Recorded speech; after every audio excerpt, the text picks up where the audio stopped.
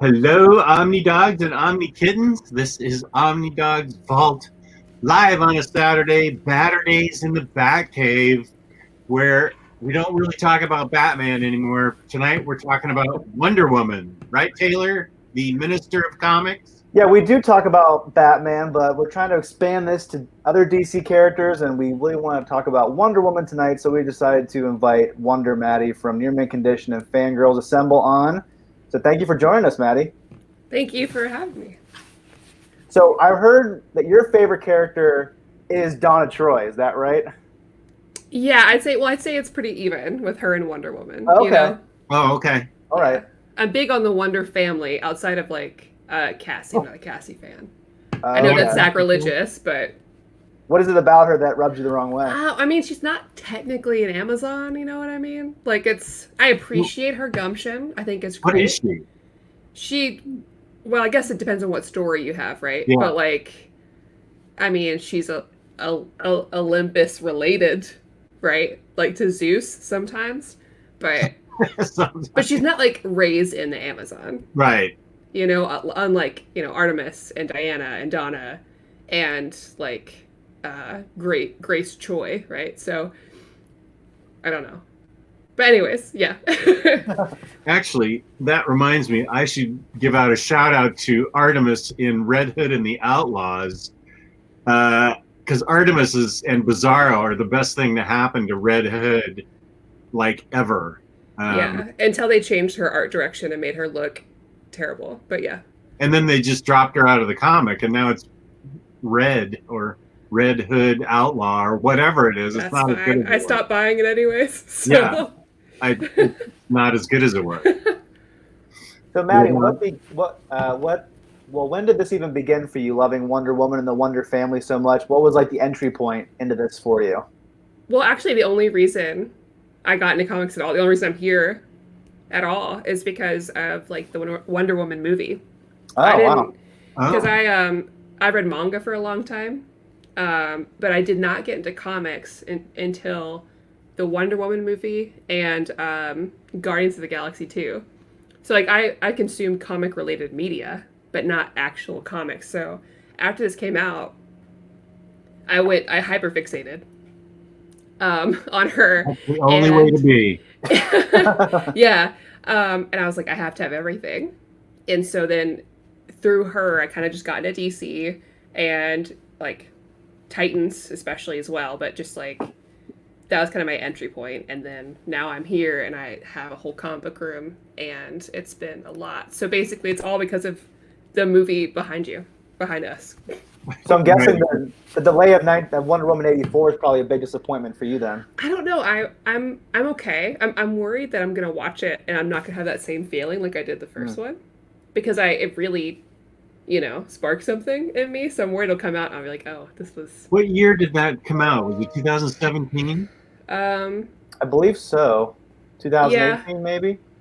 I think 17 because I can remember because I started dating my now husband around the time that came out, because he was there at the beginning of this insane collection that I have. And It's not behind me right now, but in the other room. And he stuck with you even throughout the insane collecting and everything. Well, he bought me 2 of my Wonder Woman statues, so the Gotham City Garage and I don't know what she's called, but the thick thigh one. I call her thick thigh Wonder Woman. Frank Joe one? Yeah. Yeah. She's beautiful. Yeah. We need to get some tips from you for how to get your spouse to get you expensive collector's items. I don't think Jess and I figured that out yet. Yeah. I don't know. His love language, I guess, is buying me things, so it helps. Nice. And so did you know, were you already on Near Mint Condition before you got into comics? Mm-mm. It was It's only almost, afterwards. yeah, Okay. I think I'm on Near Mint kind of as a result because, you know, Omar and I have been friends a long time. Same with me and Tina. And I had been on Near Mint Condition before that, but I was asking Omar for tips. I was like, hey, I loved Wonder Woman. I loved Guardians of the Galaxy. I want to get into comic books. Where should I go? Like, what should I check out? And then he's like, here's a tablet, here's comic books, go. And then I just you know, just like absorb things, right? Like start with Annihilation, read through all of like Rucka's Wonder Woman, read through Titans, just sort of like inhaled stuff. Mhm. And as I did, he's like, "Hey, would you be interested in doing like an old reader, new reader show with me?" I was like, "Yeah, sure." And then that led to Fangirls, and then that led to me being like a main person on Nearmit. And now I have no chill, and I have so many comic books, and it's upsetting. Did he preface it by saying, "I'm going to make you read a lot of books you're going to hate," like Phoenix Saga? Oh my gosh, right? No. Bless his heart, he never knew, because I like X-Men, right? But that book's not for me, and I'm surprised he's still my friend. I think we're all surprised about that. Yeah. Some of those old reader, new reader books, it boggles my mind that he puts you guys through that. Especially when Amanda and you, putting you and Amanda through that, I'm just like, what? Why is he? I wouldn't even read those books if he asked me. And these guys are his friends and his cousin's wife and everything, and he's asking them to read these crappy books. It's balanced out now though, right? Because like the past month, July was my birthday month, so I picked all the books, and then I recommend Upgrade Soul at the beginning of this month. So it's kind of switched a little bit. So I've been the old reader in some of these, and that's worked out really well because he liked all my picks because I have impeccable taste. So, well, Jessica Ashcraft has a good point, talking about how she wished more people would come out of superhero movies wanting to actually read comics. Unfortunately, it doesn't happen as much as we would like it to. Yeah. Jessica, you live near me somewhere. We just have to connect. Are you friends with her too? No, I just know she lives near me somewhere. She lives in the area of the state that I do. I'm like, we need to connect in real life. I'll go to those movies with you once COVID's over, and we can talk comics. I don't know anybody around me, comic book wise. That's why that's why all my friends are pretend friends on the internet for comics. Whoa, I didn't know I was a pretend friend. Yeah, you have to luck out, like I did with Kristen, because we didn't find out until we were on Fangirls together that she lives in the same state as I do. Like she's like 3 hours away from me. Yeah. But you've had people come to your house and stuff, Jess. Like you've met Raph and like, you know, Omar and Faria. Like you've made friends. Yeah. Jess and I almost became real friends. I was supposed to visit him in May, but then that got canceled. So now we'll just settle for being pretend friends for the next year, I guess. Yeah. Once COVID's over, we can become real friends. All right, that sounds great. That'd be awesome. We'll just rent out a big like cabin and have a big like, you know, comic book YouTube friends weekend. We can all hang out.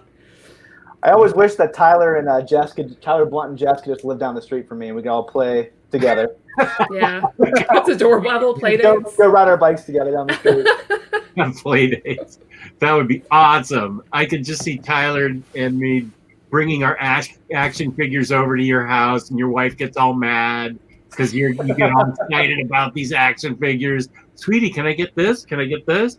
No, you can play with that at Jess's house. Well, whenever Jess got that Iron Man gauntlet from Infinity, it was Endgame, not Infinity War. Oh, nice. Jess was showing it off. I showed my wife, I'm like, that's so cool. She's like, I'll just play with it at Jess's house when you go visit. That's such a mom. That's something my mother would have said. Well, she is a mom now, so now she can talk like a mom. So. Oh, that's really cool. That is really cool. Oh, man, I want one. And it wasn't even that expensive, right, Jess? Man, why isn't Elliot in the chat so I can tell him? It wasn't expensive. No, it's like I got it half off, like $30. What? Yeah, I can spend that money. That's cool. I got a bunch of great deals at Christmas time on a bunch of not action figures, but those Marvel Select statues. The Diamond Select things. They're like, I don't know, are they like 10 inches tall? And I got this, and I have to admit, it's easy to bait me into buying stuff. You just have to say, Jess, look at this. Have you seen this one? Yeah. Whoa! I need that. You just reminded me of something I need to look up. Because you mentioned the Selects. I thought about Mantis I don't have, and then I remember there's a Mantis figure coming out soon. Oh, there is? Uh-huh. I need to check to make sure it wasn't out yet. Wanted that Build-A-Figure for a while, huh? Yeah. Okay, we're good. It's not released yet. We're fine. Mom, can you go to Jess's house to play with our Hellbats? Just call me Mom. No, honey. I did convince Jess to buy an action figure, which we talked about last night. So I am happy about that because my first action figure, but I convinced him to buy it. Yeah. But Jess, are you going to sell 3 of your figures so you can buy Aloy with me? I have to. Your daughter would support this purchase, I'm sure. Oh yeah, my daughter's not the issue. Try to convince your wife it's an issue of your daughter and you coming together in a much deeper way over your love for Horizon Zero Dawn. It's a bonding moment.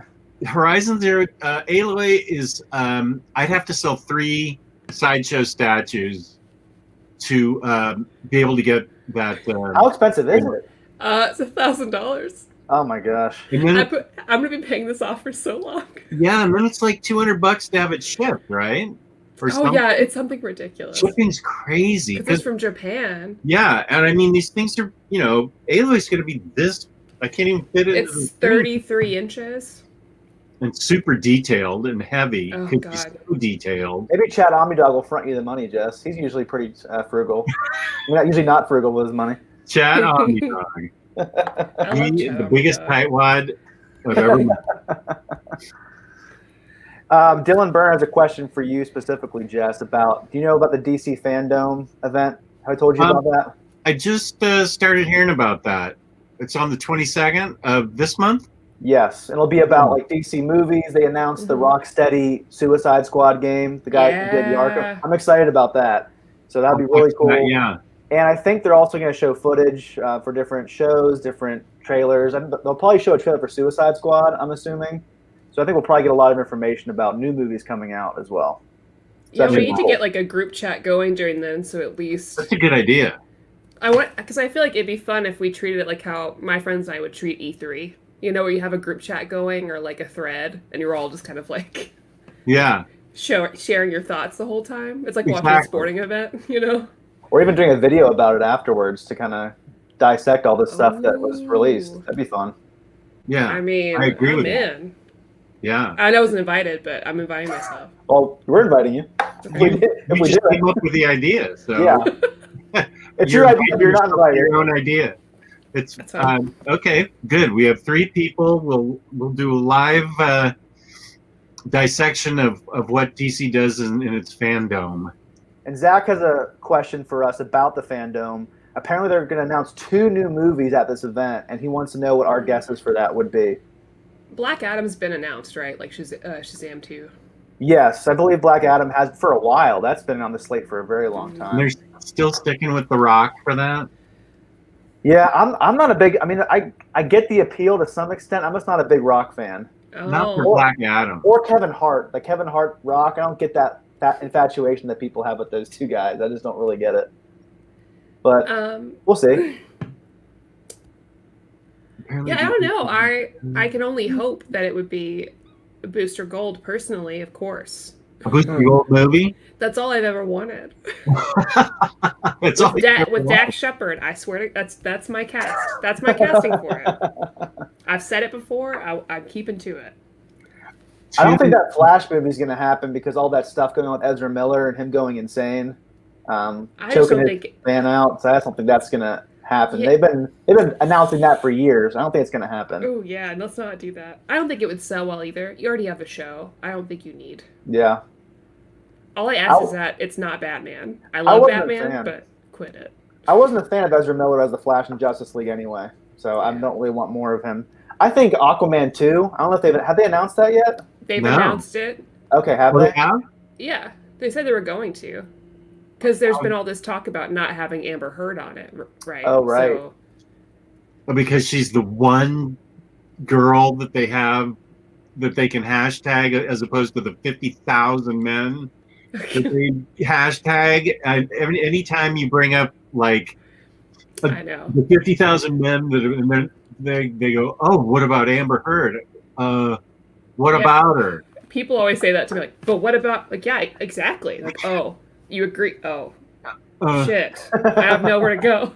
Yeah. Okay. Fine. I'm like, yeah, fuck her too. She can go. Well, it's hard to know. Yeah, I don't around think here? Jess cares. Okay. What? She asked if she can curse. I said, I don't think Jess cares. Oh yeah, I don't care. Okay.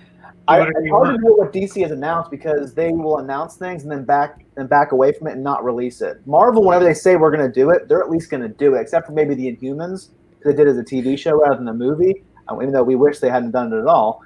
But Yeah. DC said, oh, we're going to do this. Actually, we're not going to do that. And then we're going to do all this, and they take it all back. So it's hard to really know what's in active production or what's really going to happen. Absolutely. Absolutely. So I have no idea. Here's a question from the collector.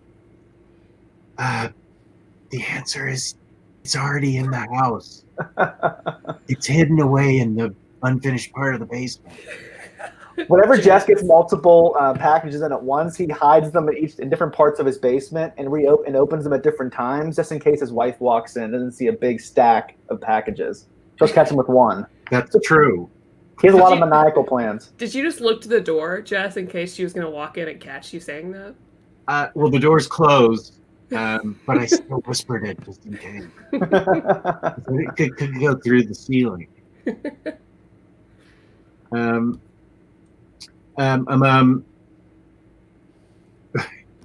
Who's that? Next Imaginaut. I was an individual stock investor. Next Imaginaut. Thank you for asking. Dylan Byrne has a question about Wonder Woman, and then we can dive into the actual topic, I guess. Okay, good. Do you think Wonder Woman 1984 is going to be released this year? No. You don't think so? I think it's going to be. Okay, this is just my opinion. No movies are going to be released this year, and no, they're not going to release it on HBO Max. Everything's going to be pushed to next year because once September rolls around, which is next month, and all those, you have some schools opening and some football programs practicing, college and pro, and then it's going to be flu season, and then this thing's going to get even hotter. No movie theaters will open up. This is my prediction. No movie theaters will open up until like next May. And I don't disagree with that, but I think it's very likely they're going to do VOD. Because if you think about Mulan, yeah, I see that coming out on VOD. Because how much longer can they wait? Bold on this? Statement. They've delayed it like 3 times because it was supposed to come out last summer. They delayed it to this summer. They delayed it again. Mm-hmm. The whole Mulan thing is really frustrating though because it's on Disney Plus, but you have to pay $30 just to rent it. I get it though.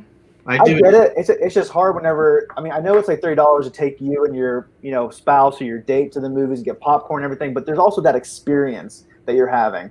Being on your couch, they should take that into account. I get they have to recoup their money, but I'm not going to pay $30 to watch Mulan. You're the second tightest person I've ever met, though. $30 though, that's a lot of money though to rent one movie. See, but there's movies that I'll do that for. Maybe not 30, but like Bill and Ted comes out soon, and I'm gonna pay whatever price it costs day one to watch that on demand. I don't care. I will pay $30 to ensure that I do not get the full movie experience because I hate people and I don't want to be around any people. So if I can get the movie right in my house, I'll pay $50 to avoid people. So that's cool with me. I always tell Jess he's the nicest people hater I've ever met. True, yeah. I mean, I really do want to see that movie. I don't think they're going to put it on HBO Max. If they do, I think there probably will be a cost to it, an extra cost on top of it. They're not just going to release it for the subscription price. That's definitely not going to happen. All the money they put into that movie, they have to recoup it somehow. I agree. So if they do that, I think Maddie's right. They're going to do the Mulan method of adding more onto it. But yeah, it won't be the same. I mean, I always like, wearing something related. I go the night of something's released, right? I wear an outfit related to the thing, and I'll buy whatever kitschy like popcorn bowl and cup and whatever I have to, right? Right. Yeah. And it'll be sad, but you and Jess are the exact opposite. He goes like 2 weeks later, whenever nobody's there. Oh, I can't. I've got to be there day one. I got to be there like day 30. How do you do it? I used to be a day one guy, but now I watch my son on Fridays. It's my day off from work, so I can't do that anymore. But I don't do social media really, so the movie never gets spoiled for me. I did go. Yeah, this is the one time I broke my rule. My daughter and I went opening day to Rise of the Skywalkers or whatever that was. Okay. Yeah, we broke for like practically the Jar Jar Binks Star Wars movie part 2. That's the one I choose to go day of. You went opening day to break your daughter's heart. Yeah, she was yeah. That's the one time I went day of, and it was that movie. So that was kind of a bummer. Well, we had 2 great female-centric superhero movies this year that I was really looking forward to. I really want Black Widow and Wonder Woman '84. I really wanted to see both of them. I mean, we'll see them eventually. Just we'll have to wait a little bit. We at least have comics coming out. That's the big thing. That is true. We still have those coming out. And hopefully those are good too. I don't know. We'll see how DC FanDome goes. Yeah. This is a great observation, Paul Baker. Thanks. Everyone's hair looks great this episode. Thank you. Thank Mine you. took me a second. It wasn't looking good when I first started it, so I was nervous. I can't move my hair, but I can do what Maddie just did and try. I still have it, so that's all I care about. I'm glad that Brian Meenan said that Bill and Ted's a first day buy. I'm glad. I may be we're the only people excited about it, Brian. I've never seen the second one, The Bogus Journey. I've only seen the first one. Oh, that's the one. I love that one. I have to see it. I never got the chance to see it. When I was a kid, I wrote a whole because I watched it when I was younger, and I wrote a whole paper on it about school, about how it changed my life. Even though it's not a part of my generation at all, Bill and Ted. But I was so obsessed with this movie. It's Wait, so good. did it come out before you were? It came out like 20 years ago, right? 30 years ago. 30. So wait, is it part of my generation? It was in the 80s, so... Yeah, it came out in the 80s. Your generation's more the 70s, isn't it, Jess? I guess I started college in 77, so I guess it was in high 70s and 80s, yeah. Yeah. I'm a 90s kid, so it's definitely not my generation. No, I get that.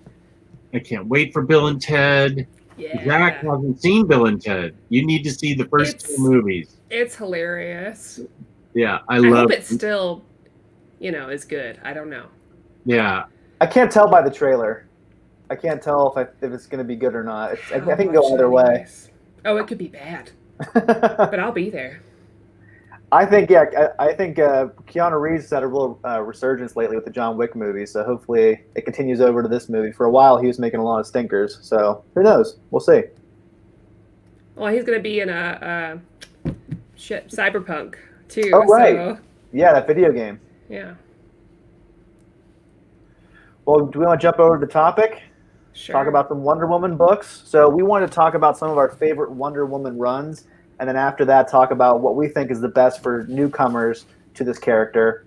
So, Maddie, why don't we start with you with one of your favorite runs, whichever one you want to talk about first. So I will preface this about, even though I'm Wonder Woman's my favorite, I haven't read everything. So some of my picks will be different. Like someone was asking about Simone or Jimenez, but I just got my Simone Omni in 2 weeks ago. So I'm finally going to be able to read that, and I haven't been able to.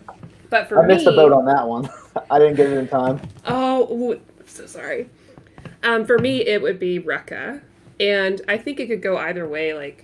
One of my favorite books is it's the older Rucka, and I didn't bring in volume 1 over here, but Rucka's older run I think is very good. The art's amazing, and I think it really, yeah, you have it too. I have it too. Where's our omnibus of this? I swear to God. But I think it's a great jumping on point, because even though, it does, it does include knowledge of, it assumes some other things that are going on around it. I don't think you're going to be lost at all. And I think it's a very real story for her. She's a very interesting character, and the things that she goes through are really interesting. Because at this point, she's already an ambassador, right, for Themyscira. So she has an embassy there, and she's dealing with living in this new world and being Wonder Woman and already being this figure, but still dealing with the laws of the land that she comes from, right? And still dealing with these Greek god characters and how that doesn't really jive with some of her, compatriots, right? It doesn't really, the things that she doesn't always work with like Superman and Batman. And it's so good. And I like Rucka's Rebirth stuff too. I know people go halfway on that, but I didn't care that it was present and past. I thought it was very interesting, very well done. I like the back and forth of it. In my opinion, the best artist for Wonder Woman is Nicola Scott. Oh, and I love her work on that year one arc of that book. Yeah. And she also did some of the issues for Blackest Night Wonder Woman, which was fantastic at the end of the third volume of this run as well. I think she's the best Wonder Woman artist in my opinion. Absolutely. I mean, I think she just gets it. Right. They both just work so well together. With I love Black Magic. That's one of my favorite Rucka books. They just really work well together as a team. This book, I mean, it starts out with the Hikatea. For me, that's not only the best Wonder Woman story ever, it's one of the best for sure superhero stories ever. Yeah. That's definitely the high point of that Greg Rucka run. And it's hard because the J.G. Jones art is phenomenal, and the rest of the art in the books is serviceable, but it really can't match his expertise and his awesome style. So I really enjoyed that short story. That was a great people in the story. chat are talking about the Medusa arc, and I remember first hearing about it. I was like, "Oh, that must be incredible!" And when I finally read it, I was like, "This is amazing!" And I remember reading it and telling my husband, "It's like you're not going to believe this. She's blind, and she still fights, and she still also does this stuff that she doesn't back down, and that's incredible." No, I'm a big Greek god fan, right? Anyways, too. That's in volume 2, right? Yeah. Yeah. Yeah, she's blind and she still kicks ass. So cool. Yeah, for those of you who are wondering what the Hikatea is, essentially it's an old ancient Greek vow that's taken where someone submits to your authority and they need help. This woman has murdered a bunch of these guys, and you find out why later on. And Batman is trying to track her down, and she goes and makes the Hikatea vow with Wonder Woman, so she has to protect her. And so Wonder Woman has to protect this woman. So Batman and Diana go head to head. And as a Batman fan, that was an awesome confrontation with both of them. Just seeing both of their ideals coming together, Batman's thirst for justice and her thirst for compassion, just really going head to head was awesome. Absolutely. It was really cool. And the moment where she has Batman under her toe is definitely a great moment. This happens. Yes. For real. I love that. I think it's interesting, we see bits of that with her in like other big stories, right? But the ways that she's different from Superman and Batman is important to see. Yeah. Because she's a lot older and she comes from very different ideals. And I think it's important that you show that she's not always just this perfect figure. Like, she's got her own way of doing things. Yeah. Exactly. Sometimes she's got to kill a dude. Yeah, I like that. Yeah, it's interesting because she's the most empathetic and compassionate of the Trinity, but she's the only one who's willing to step over that line and kill. Unless you're in a Zack Snyder movie. But in the main DC continuity, she's the only one who's willing to cross that line, which she does have to do in this story. I'm not going to say who she kills in case you don't know. But it's interesting that she's the most compassionate, but she's the only one who's willing to take life out of those three.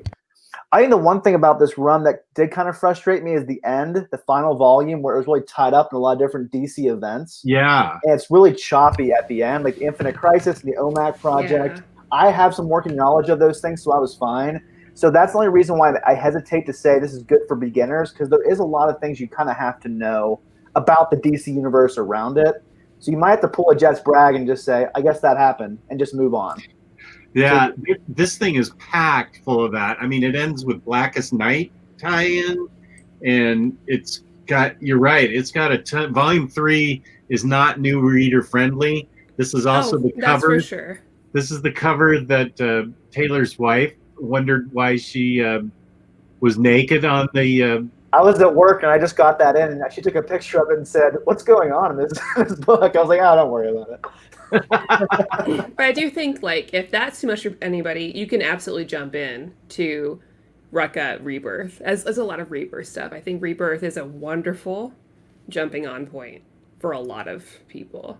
And I think that's one of the examples.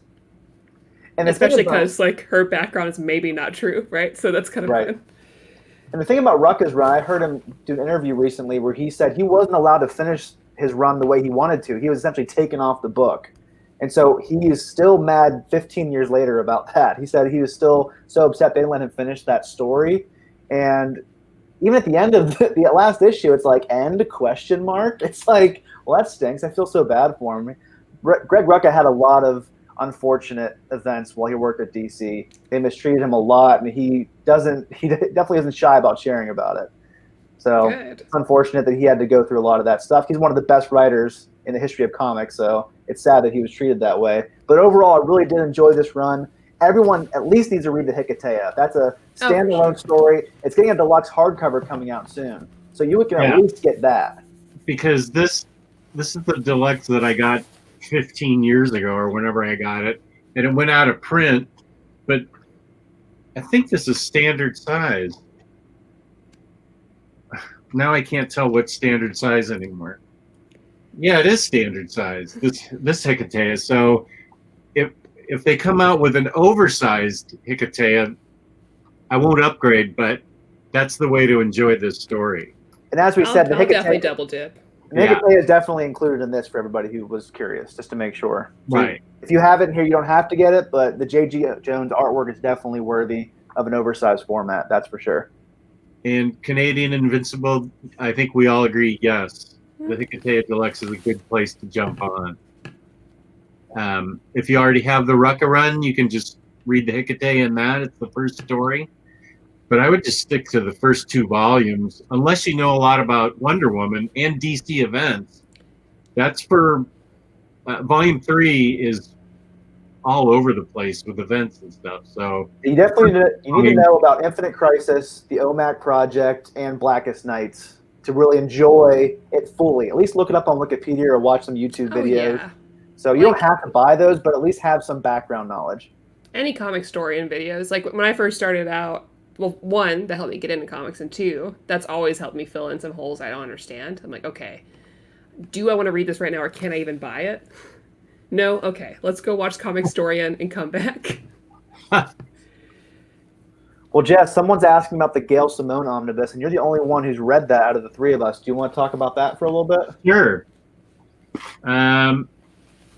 I finished almost all of it. This took me, actually, I'm usually a pretty fast reader, but for some reason, this book has taken me longer. I first of all, I loved it. I'll skip right to the spoiler parts where I'm going to say I loved it, and I thought it was really well done. Her writing is great. Of course. Of course. Diana, I've read a lot of Wonder Woman, and I would say this is the most, not combative, but the most, certainly the most fights I've ever seen Wonder Woman get in, and fights of consequence. These aren't just like random fights with Condiment King or somebody. These are like major life-changing events with other Amazons and, major villains that are trying to, scorch the earth and stuff, and other gods and various gods she takes on. And that art's beautiful. Yeah, everything's of consequence. All these fights, and she is just battling throughout this entire book, just beating on everybody and getting beaten. She takes some real solid knocks throughout the whole book, but it's not gratuitous. It serves its purpose because she's conflicted. She's got issues on Themyscira. She's got issues with the people, the outsiders that she's come to be, the ambassador for, and for Themyscira, and she has to, balance the 2 worlds like she's always had to. But in this book, look at this. God, I love this. Ah, so cool. Emerging from the pools, good grief, I live right here and I can't remember what they're called. The pools down in front of the monuments. So this is where she lands, and she's, there's the Washington Monument in the background and everything. And the artists in this include Terry Dodson, Nicola Scott, and is there anybody else you can think of, Jess? The art is consistently really good. Bernard Chang, Aaron Lopresti does a significant chunk of it. I think he does an awful lot of it. Aaron Lopresti. Nicola Scott only does a little bit. And Terry Dodson only does a little bit. Lopresti does a huge chunk of it, and it's good. And real quick, people in the chat, if you weren't able to get a copy of this omnibus, you can read all of this run on the DC Universe app, which is now actually pretty good as far as reading. I think even better than Marvel Unlimited. So if you're looking for some place to read all of this, you're getting a very good deal with DC Universe. It's also on Hoopla for free if you have a library that does have Hoopla. And I wouldn't be surprised if we see some more copies of this pop up later in the year. Like a lot of these books have just gone out of print so quickly that I think the publishers are going to, once things get a little bit back to normal, I think they can push some more copies of these things out. DC doesn't make good decisions with his collected editions. Good point. So they're like, hey, Grayson's not sold out. Let's put that out again.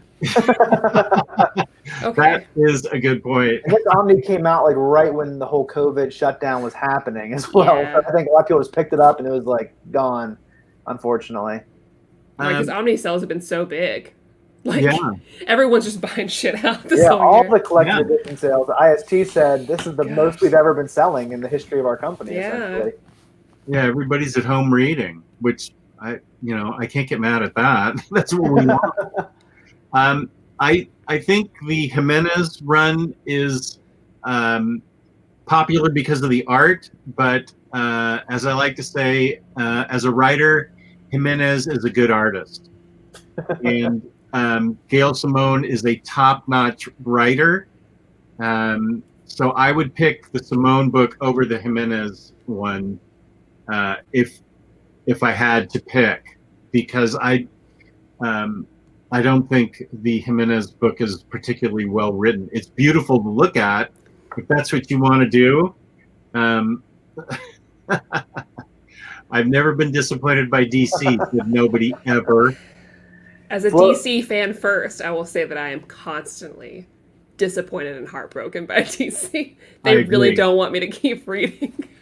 Yeah, they just make random decisions that seem to have make no sense. It seems like they just flip a coin and everything. I guess we'll just do this. Yeah. It's really weird. And Flo Mofo has a question for you, Jess, about your style. Where do you get your shirts, Jess? Picked up the Magnum PI shirt last year and it changed my life. Nice. I don't know what one this is. This is a couple of years old. I don't know who the label is. I can't see that.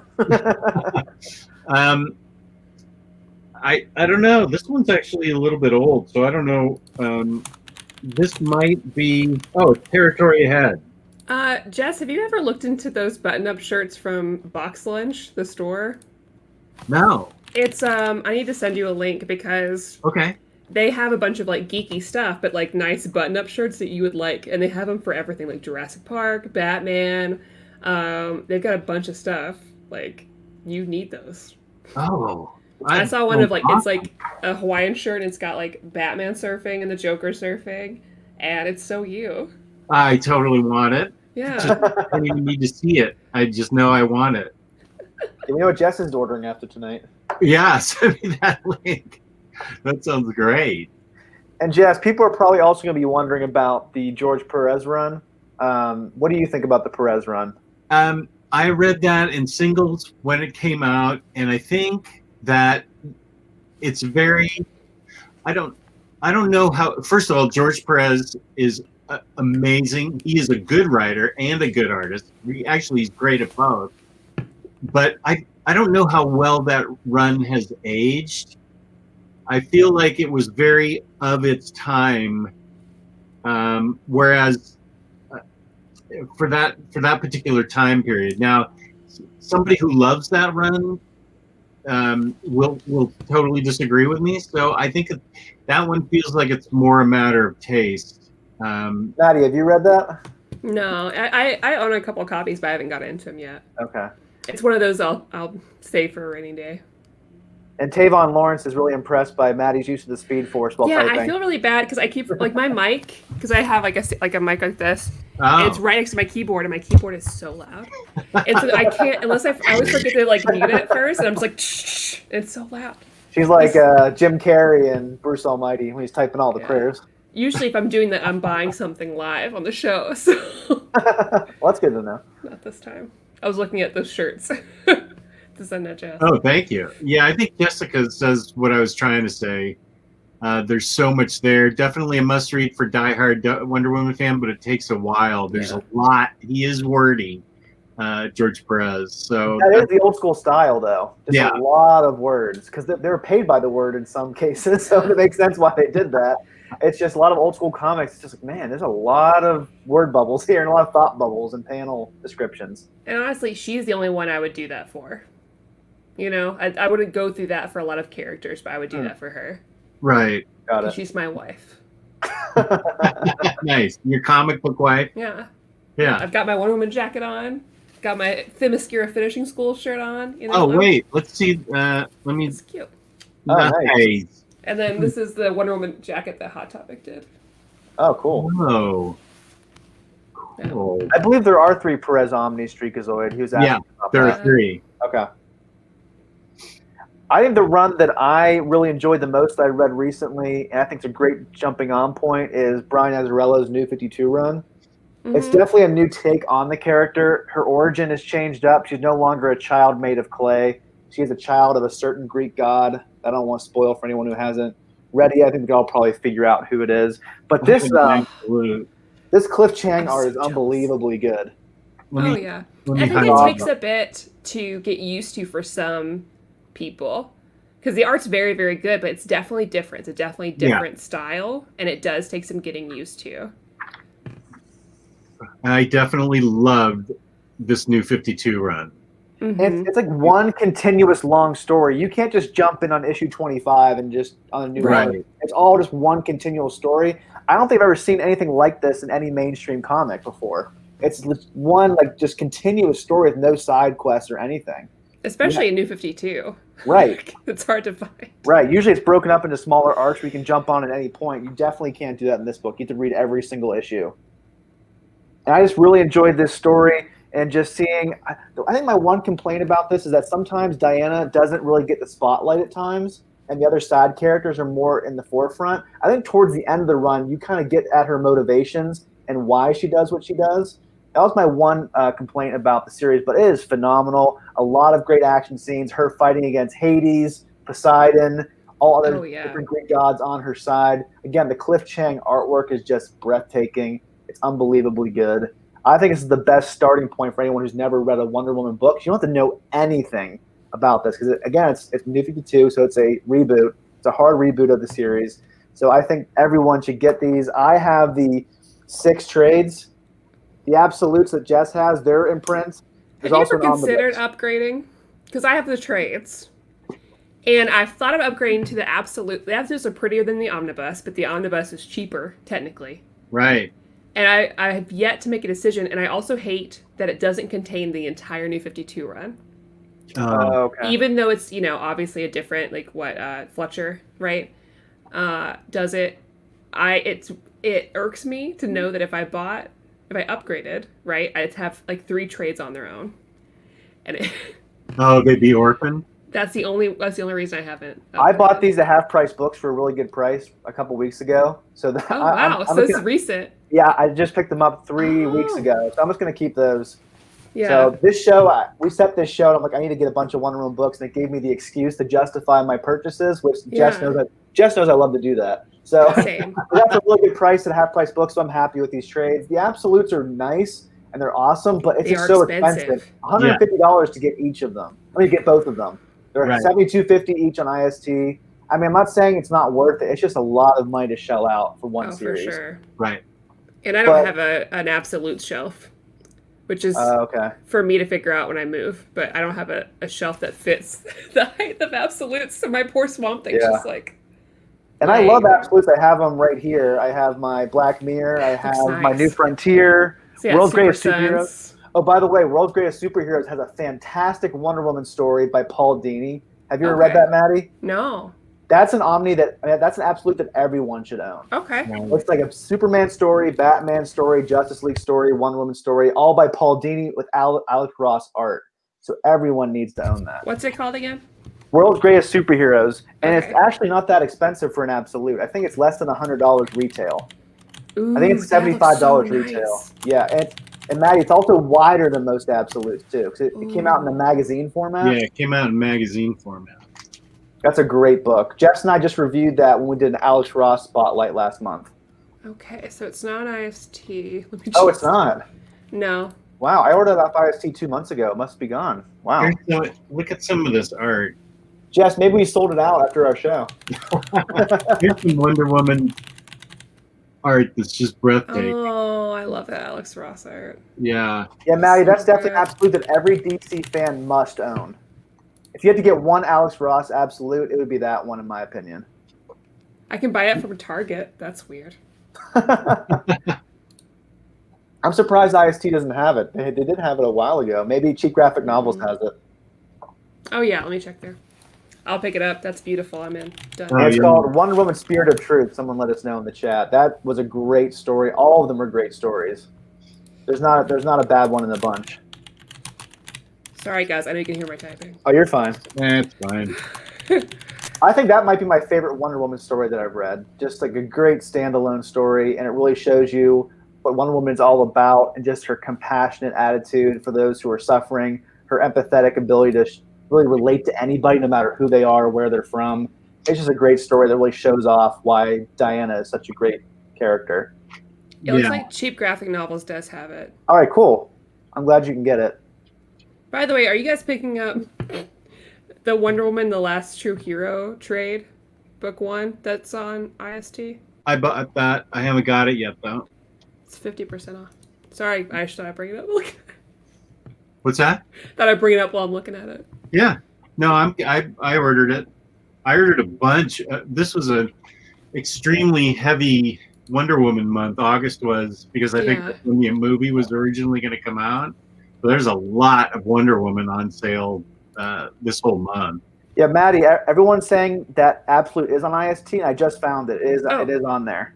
Okay. So IST, sometimes their search engine can be a little bit finicky, but it's on there. Thank you. All right, because I was about to buy it from Cheap Graphic Novels.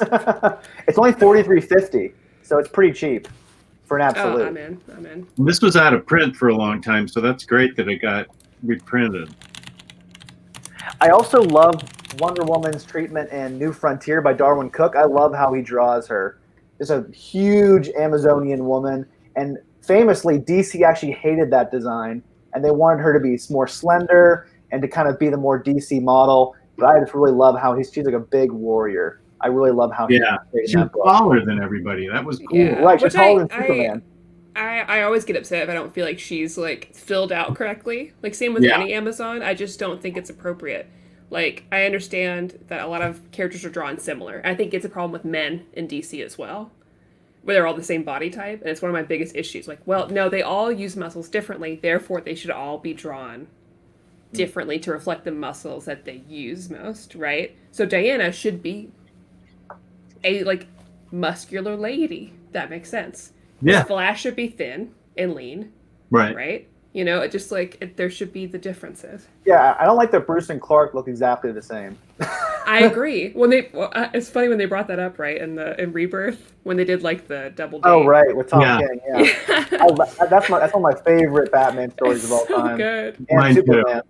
I think Batman should have bigger muscles because he's worked for them more. Clark doesn't work for his muscles at all. He doesn't even really need them. Right? Because he's not like unless like being an alien just gives you that, right? He doesn't work out or anything. He doesn't need to. So yeah, I think Batman needs his muscles more. So I think he should be a little bit bigger than Superman. Yeah, I agree. Just my personal opinion. And here is exactly what I want to hear from somebody, viewer. You guys aren't kind on my wallet. If it makes you feel better, even being on these shows isn't kind of. I was on Gio's manga show, and I was like, shit. By the end, I was like, I have to buy this stuff. Damn it. Oh, I know. Kristen is famous for making me buy 5 books every other week. Yeah, that's where all my recommendations go. I'm like, oh, Yeah. you like it? Okay. Yeah. Kristen says okay. Hey, people say careful how you talk about Omar's sponsor. I'm on that channel too. That's my channel too. People always forget. They're like, oh, Maddie's on here. I'm an owner. I own that channel too. Are they bad mouthing cheap graphic novels or something? No, Well, I'm a Oh, big you're IST making fan. mention. Don't tell them. Don't tell a sponsor. We won't. we're not even in the same state as near mint condition. So Yeah, it's okay. that has nothing to do. Sponsors have nothing to do with anything. Sorry, go ahead. I just interrupted. Oh, what were we talking about? I think we're moving on to the Wonder next topic. Maddie, do you have any other Wonder Woman books you want to talk about? Wonder Woman Conan. Oh, Ooh. yeah. I've been wanting to hear about this. I Yeah, didn't so it's even- by Gail Simone. Art's by Lopresti, I guess. Or Okay. But so basically, she wakes up someplace like Conan world, Conanverse, and she doesn't know who she is. And so they get like in a fighting arena together, and they have to like fight each other and team up. And it's really good. The art's really good. I think they're not so much a relationship, but just like how they interact with each other is really interesting. And it was just neat to see her in that world because I think it's fitting, right? Her background, Yeah. It makes sense. And he's really interested in her too because she looks like you can take it off me now. I feel Okay. self-conscious. She looks Oh, like you're someone here. he met when he was younger, so like a girl that he knew. So she doesn't remember who she is. He's kind of hoping it's her. I really, really liked it. It was neat because I'm not a big Conan fan. I've never read Conan. I'm a big Red Sonja fan. So I know about the Conan verse, right? But this was really cool. I think it's a unique pickup. It's a standalone. It's a DC and Dark Horse crossover. I really recommend it. Is that a hardcover or a trade? It's a hardcover. Ooh. It's got a dust jacket, which I hate. Oh, I like that. Yeah, I think you'd like it. I think it's really good. It's just different. The other book I had nearby, I've really dug this. Oh, yeah. Because, Hayden's going to call me on in a second, I'm sure. There's a lot of reasons I really like this book. I think it's very good. It's a Wonder Woman origin story, as most of the Earth ones are, right? But she's very voluptuous, and I thought that was really cool. Yeah. But this art is gorgeous. Yannick Paquette is awesome. Yeah. And it feels very like Wonder Woman Origins, right? Because it is heavy on like it feels very sexy, but strong. She's sexy but strong. She's very unknown. And look at Etta Candy. yeah, look how good she looks. I love it. And it is heavy on the bondage talk too. Oh yeah, every Which is- scene someone's tied up or in submission, yeah. Mhm, which is how it was, right? Right. And I don't think that has to be everything, but that's the origins of her and her creator. So I love this book. That's right, Savon, Team No Dust Jacket. Jess and I reviewed all the Earth 1 books on one episode like a month or two ago, and I think Yeah. our favorites were Batman, then Green Lantern, and then Wonder Woman. So we did really enjoy it. How did you read the Teen Titans? I bought both of those. Was Yeah, that I good? wasn't a fan. I wasn't a fan at all, Okay. unfortunately. I Jess was- liked it more than I did, but I liked it a little bit better than Taylor did, but it was the Titans one was. I think we felt. Did we think Superman or Titans was the weakest? Superman, avoid that like it's the plague. I hated That's good that. to know. I hated that Right. series so much. It gave me like a headache reading it. At least Teen Titans, it was kind of just like there. It wasn't Okay. horrible, but it just wasn't meaningful. And I love Jeff Lemire. That's the only Jeff Lemire book I've ever read that I didn't like. Wow. And that's saying Yeah. a lot because I love everything he does. Rorschach asked, will you guys be getting the upcoming Black Label hardcover Wonder Woman Dead Earth? Absolutely. Is that written? Who's that written by? Tom Taylor? I can't remember. Hear those keys fly. Why does it just tell me right like immediately? Daniel Warren Johnson. Oh, Okay. Murder Falcon guy. Yeah. That's a I'll good- definitely pick that up. That's a good writer. And I'll be picking up Nubia next year. So excited for that graphic novel to drop next year. It's all about Nubia. It's a And that's her DC. sister or something? What is it? Who's... She's another Amazon. She's the black one, basically. I mean, that's just like, that's when people know, like, the black Amazon's Nubia. Yeah. And she's always been there, but she never gets a lot of, like, focus on her. And I'm really excited for that to come out. And it's going to be like a modern day. So it's nice to see that she gets to be brought in the spotlight, too, because she's a prominent Amazon. She's always there, but she doesn't get the time of day. So, pumped. Do you know what Wonder Woman Dead Earth is about? Like the basic premise? Never heard of it. I'll tell you right now. She awakens from a centuries-long sleep to discover the Earth is reduced to a nuclear wasteland. She knows she failed. Trapped alone in a grim future, Diana must protect the last human city from titanic monsters while uncovering its secret of this dead Earth and how she may be responsible for it. Well, I'll be buying that. Wow. That sounds dope as hell. That sounds pretty cool, yeah. Sounds like a better version of The Last Night on Earth by Scott Snyder. Yeah. If someone's asking us what our favorite Wonder Woman villains are, Ooh, you had to pick that's one. Tough. I'm not a big Cheetah fan. Me either. I don't think she's that great. I like interested to Ares. see- I like that one blonde. I always forget her name. That blonde woman who doesn't have powers. That's always effing stuff up. Oh, yeah, in the Wonder Woman Rucka Yeah. run. Oh, what's her name? I can't remember. Yeah, I knew you were She's talking that- about that. Yeah, I just think it's kind of like having a Lex Luthor, right? It's basically like she's better than me, and she doesn't deserve to be. So I Yeah. can knock her down a couple pegs. Like Lex yeah. Luthor. Right, yeah, she's pretty much but just a blonde version of Lex Luthor. Yeah, I'm not a big Cheetah fan. It'll be interesting to see how Kristen Wiig plays her in the movie. That could be really good. I could see it not going so well as I can't really tell where that's going to go. I So think we'll she's see. very, very talented, so it could be interesting. She's done some good dramatic roles, so I think it'll be okay. Veronica Kale, thank you guys. In the Okay, comments. awesome. Thanks, Paul Baker.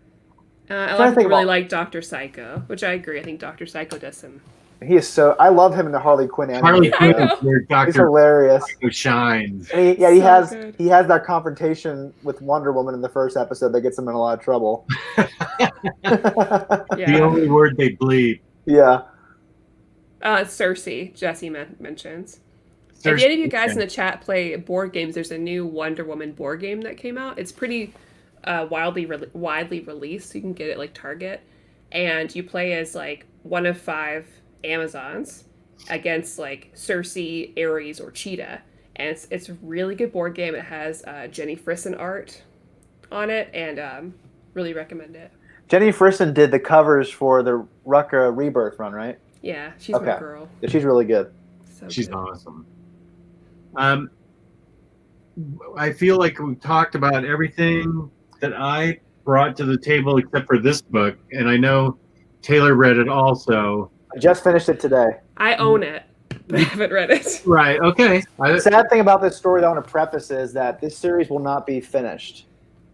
They're not going to be following up with a volume 2. I think it ends in a way. It's not exactly a cliffhanger. You can still enjoy it. They definitely tee it up for more stories, but I think you can still read this and enjoy it on its own. It is, I think, the best introduction to Wonder Woman for a brand new person. Yeah. That's just my opinion.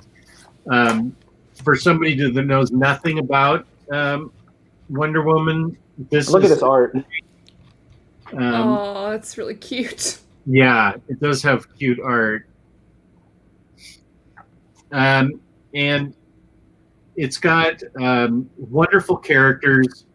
It's got everything where she's growing up on the island. She's getting trained in secret by a warrior who is a person of color, but not Nubia. It's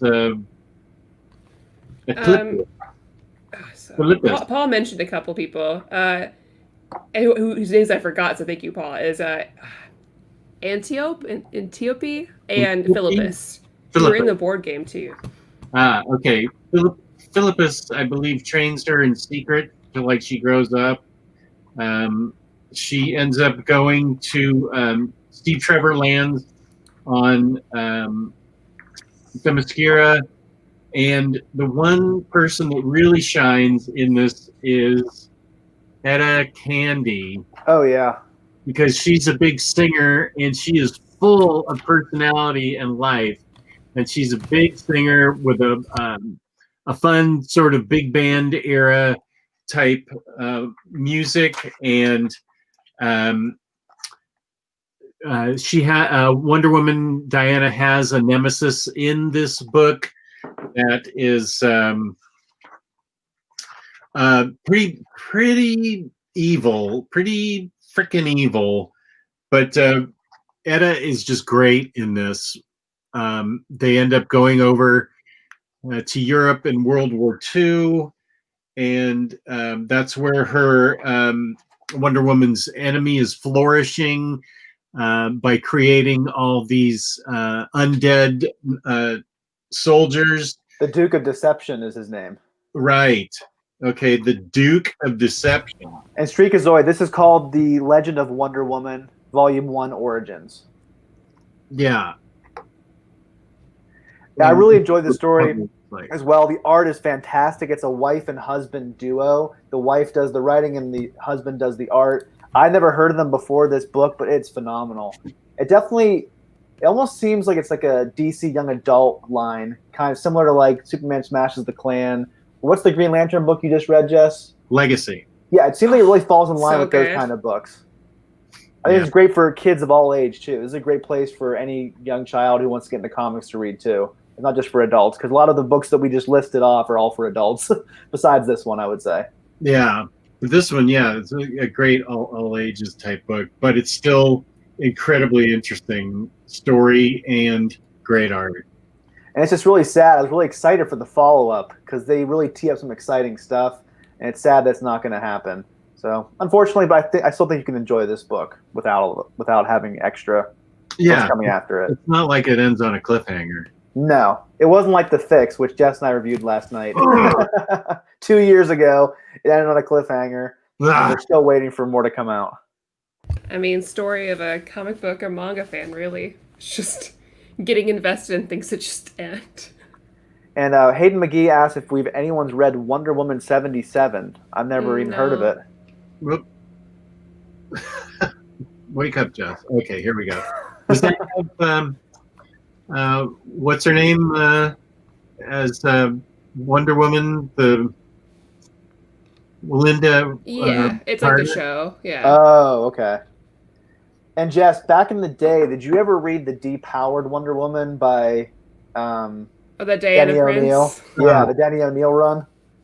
He even admitted that he made a mistake with that one. Yeah, and it was awful.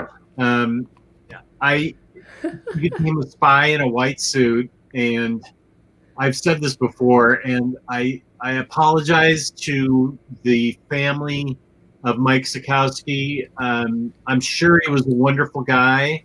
I never cared for his art, and he did the majority of the art. It was really blocky and clunky.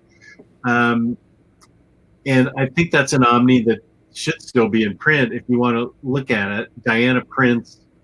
Yeah, it's pretty readily available. Yeah. Because you can find it like Ollie's stuff. Yeah. Denny O'Neill said that he made a mistake depowering her. He did it because he thought he was making a feminist statement, but he ended up doing the exact opposite, is the way he phrased it. He ended up depowering her and really taking down a feminist icon, essentially. Right. And not to speak ill of the dead, he even says that he made a mistake there. So yeah. There was just nothing. This was when I was a young teenager when this happened, and I just was not into it at all, and I'm still not into it. I just not. I don't think anybody is.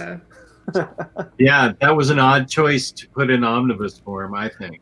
Well, was that back in the 80s, Jess? Or is that in the 70s? Okay. It is.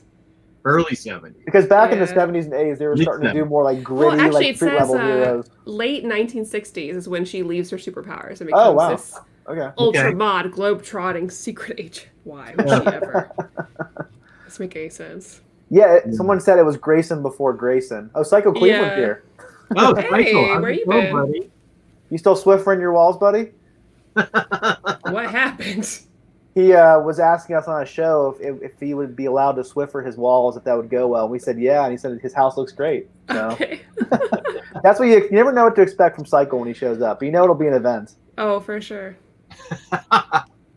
Cycle. I love Cycle. Do we have any other Wonder Woman books we talked about or read? I know I didn't read Trinity. I've read Trinity before by Matt Wagner, and I enjoyed it, but it was a long time ago, and it was like the Jodi Picoult book. I remember enjoying it, but I don't remember it well enough to talk about it. Right. I think the most recent runs right now were G. Willow Wilson just ended her run, and now Mariko Tamaki. Which is going to be great. I mean, I love Supergirl being super, so I'm imagining that's going to be fantastic. I can't recommend that book enough. Oh, Joelle Jones is the artist, so I mean, the art is fantastic. Yeah, and her big green zit. Oh yeah, that's pops all over the the grossest Kristen out. I wish that continued. I wish that they had more because I think that's the best Supergirl I've ever read. Not that I've read a ton, but I was like, this is what they should be doing with characters. This is it, And what are you gonna do? And they set it up like there was gonna be more too, because they left some mysteries hanging at the end. Yeah, so, I mean, I think they were originally going to, but then she blew up in a big bad way with Lady Killer, then doing Batman. So I think she's kind of doing her own thing right now. Mariko Tamaki's been killing it everywhere. Like I haven't read a book by her that I didn't like. I'm a big Tamaki fan. Yeah. What else has she done besides? I haven't really read much by her besides Supergirl. What else has she done? She did the Harley Quinn Breaking Glass. She's big in first, second books. A lot of like young adult novels. Okay, this is great. It was great. I love this. She did She-Hulk. Yeah, also. Yeah. She did She-Hulk. She has wasn't it that one summer that she got famous for? Yeah, that she did with her sister. Yeah. She's written a couple of graphic novels that deal with not superhero stuff that made her really famous because they were really, really good. Oh, she's the writer in X-23 right now, too. Yeah. And Laura Dean Keeps Breaking Up With Me was a big one. Right. And I hated Laura Dean. As you should. Yeah, she kept breaking up with her. Yeah. Sam Cluxon is mad that Jess ever accused him of being Psycho Cleveland. He says, I assure you, we are different people. Where is that? Oh, yeah, and she's going to have a Willow miniseries for Buffy, too. Which looks really good. Oh, okay. I don't know anything about the Buffyverse, so you can, if you want to. Well, you've got me and you've got Hayden in the chat, so. Okay, yeah, if you want to talk more about that, please do. Has anyone really heard about the G. Willow Wilson run? I haven't heard anything about it, really. No, I just picked it up with my birthday haul, so I'll be reading through those because I kind of after DC made some dumb decisions, I kind of fell back. Some dumb decisions. You mean a lot, and because I was heartbroken for a lot of reasons, especially my boy, of course. So I kind of fell behind. Oh, Roy Harper. Yeah. So I'm catching up. So I bought all the trades for Justice League Dark. I'm catching up on Justice League. I'm catching up on Wonder Woman. So. All right, cool. I'm trying to get myself over it because. This is good to know. This Mark Andreyko's Supergirl run. Okay. I'd love to read that. Paul Baker says it's really good. I trust Paul Baker. Yeah, Mark Andreyko's who took over Batwoman after J.H. Williams, and it was not good. So if he found his groove on Supergirl, that's cool with me. I think he's well known for a Martian Manhunter book that he did. He also co-wrote Torso with Brian Michael Bendis. Oh, yeah. I haven't heard about much else by him. So we did have someone in the chat asking about Tempest Tossed. Oh, yeah. I have not read it, but thanks for reminding me. I'll pick it up. And I do want to let everybody in the chat know that if you feel like buying Brave and the Bold, don't. Don't do it. I own the it. one with Wonder Woman? It wasn't good. Is that the Liam Sharp art where he wrote it too? I think so. It's the one with Batman in it. It's like on paper, it sounded great. Very fantasy, very cool. It did not work, and I was bummed because I was reading 3 different like standalone books at the time. It was Wonder Woman Conan Red Sonja, and Brave and the Bold. I was like, oh, okay, this is good. Was not good. Unfortunately, a lot of artists can't make the leap to being a solid writer too. Yeah. It's very rare where they can do both at the same exact time. And I just like someone like Brian Hitch, or I've never read anything by Liam Sharp, but I haven't heard good things about that run either. And N-Man 40 has a question about the run in between Byrne and Jimenez. That's probably more in your purview, Jess. Yeah, who was it? I'd have to ask what's Peter's website again? I always forget. Oh, Crushing Comics. Crisis. Crushing Crisis. Crushing Crisis. Okay, yeah, he'll know. I was about to look in there too, be like, I think I'm missing some Wonder Woman books. Who am I going to talk to? Of course. Ryan Lawson, we talked him into buying a bunch of books tonight, ordering the Alex Ross and Paul Dini Absolute Me and too. the 3 Rucka volumes. Because awesome. of you guys. I have my IST cart ready for You've already got IST cart because going. I had a Tempest Toss, and then I need to check if I have Legend of Wonder Woman Origins because I think that I do. So I need to check before I. Oh yeah. Yeah, make check sure. out. Yeah, Jess has definitely ordered books he's already had. Don't pull a Jess. Oh yeah. One, two, famous. We're working on it, N-Man 40. It must not be that memorable if no one knows what it is. I don't know. That's why I asked. Yeah, we're trying to figure it out. Jesse Christian says Eric Luke. Never even heard of that wrote person. between Byrne and Jimenez. You know who Eric Luke is? No. I don't know who that is. Hayden McGee says, do we have a dark psychological horror Wonder Woman book yet? And if not, why don't we? I think Dark Dead Earth sounds like it will be. Yeah, and maybe Justice League Dark. I haven't jumped into it yet, but that would. The Witching Hour, yeah. She's got dark metal powers now and stuff in Justice League Dark. Wonder Woman does. She's got magic going now. Dark magic. Injustice would be the best bet because that's the point where we see a Wonder Woman that's like in love with Superman, whatever, and is kind of on his side when he goes all crazy. And she's so beautiful in Injustice 2. I hope we get some Injustice 3 news. Oh man. Maddie, what do you think about? I know what Jess thinks about it. What do you think about Superman and Wonder Woman having romantic thoughts? I'm totally against it. I'm not a fan. I don't like it. I understand they get together sometimes, but no. I just like when the Trinity are all close friends. I don't like when there's like romantic interest. I mean, I think I just love Batman with Catwoman, and I love Clark with Lois. Yeah. I get the New 52. They're trying to do new stuff. I just wasn't a fan. I know Jess was more open to it than I was. I don't know why. It just felt wrong to me. I Like am he was cheating on her. Like he was anti. cheating. Yeah, I'm so anti that because I feel like I like her with Steve, and I'm biased. But like, when is she gonna date a lady? Can we just? The woman's bisexual. Oh, when are we gonna do this? Oh, you just need to read Bombshells. Is it good? Is Bombshells actually The first good? 3 trades are really good, and every Bombshell is a lesbian. All of them. They're all making out with each other. Let They me kinda- add this to my cart. They kind of intimate it in a lot of these different runs. Well, Like, she especially- brings it up, but it's like it's almost like it's not queer baiting, right? But it's this sort of like, yeah, I was on like an island full of women. Yeah, Of course. I think Morrison sort of goes there a little more than anybody else. She doesn't really have any romantic interest in Morrison's run because Steve Trevor's kind of a background character. He doesn't really do very much. Oh, okay. So, like, that's the way I remember him. He was kind of there for a little bit, but he wasn't really front and center establishing that romantic connection with her. There really was no romantic ties that I remember in those 2 volumes. Maybe in the 3rd one there will be. I wouldn't be surprised if Morrison went in that direction. But one of my least favorite moments in comics history is in Dark Knight Strikes Again, which is one of the worst comics of all time, when Superman and Wonder Woman are hooking up as they fall down to Earth. It's just like, ugh. That was weird. If it wasn't a library book that I read to review for the show, I would have burned it. But yeah, I hated that. I just don't like those 2 together in a romantic way at all. That's upsetting. Jess, should I buy the deluxe editions or just buy the trades? Oh, I think just the trades. Because the deluxe, it's the same amount, right? Oh, it is? I remember like looking into it originally. But does it contain the same amount of issues as the I trade? feel like it does. I remember seeing that and being like, why?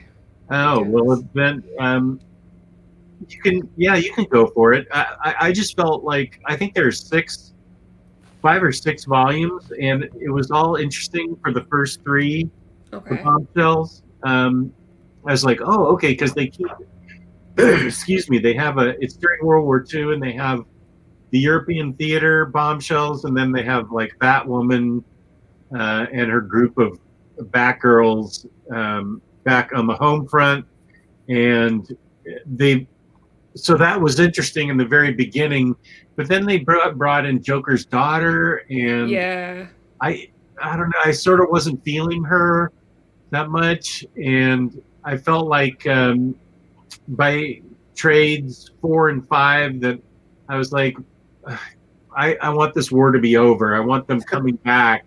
I want a new setting. They're not going to kill Hitler. This isn't Inglourious Bastard. So what are we doing here? And it's okay with me that they're all making out with each other, but let's do something new here. I felt like it sort of was repeating itself. Did you read United? That's the one. I haven't read original Bombshells, but I bought United because Donna's in it. Oh, and her outfit was cute. That was the whole reason. I was like, no, I gotta buy it for her. I'm gonna cosplay this Donna.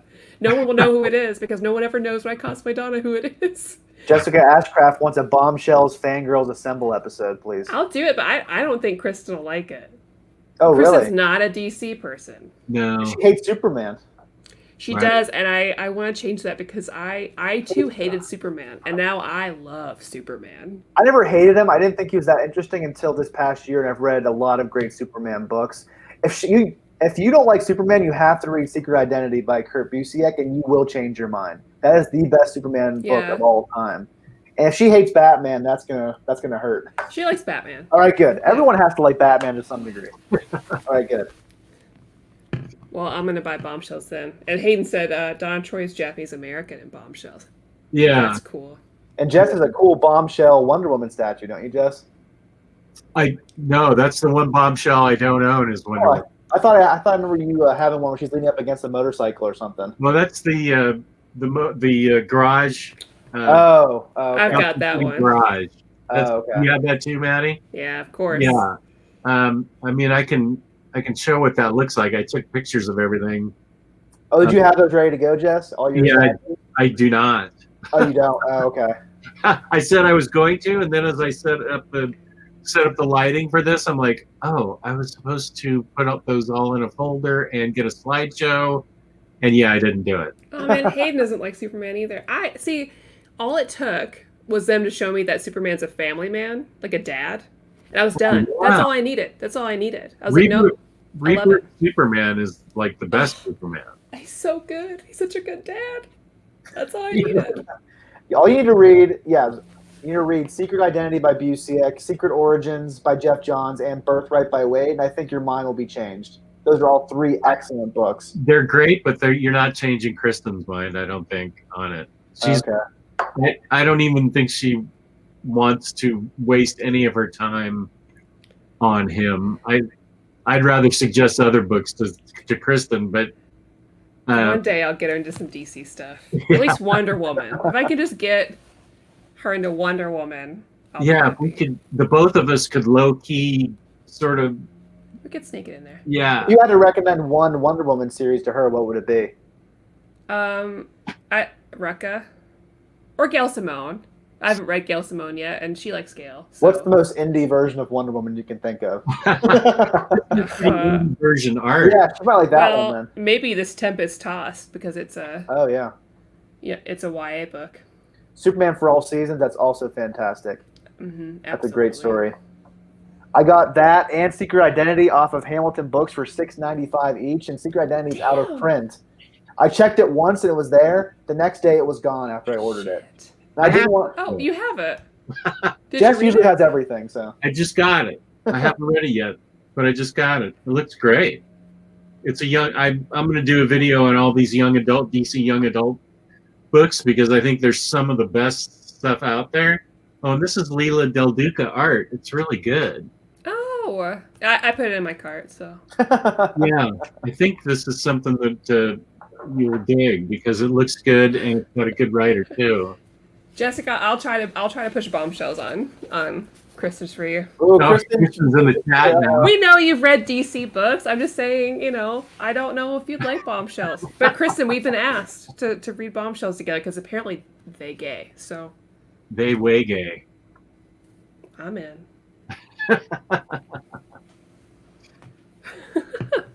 Kristen, I miss you. I just wanted to take part of the show to tell you that. Go ahead and talk. No, just me, my undying love to Kristen. Yeah. I'll read any gay books, so yeah, she'll read it.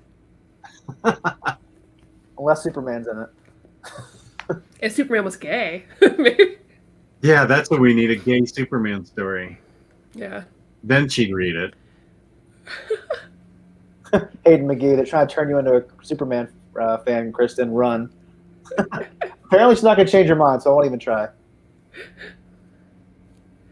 Yeah, one day Chris and I will make our own channel, and it'll just be like so much of that kind of stuff.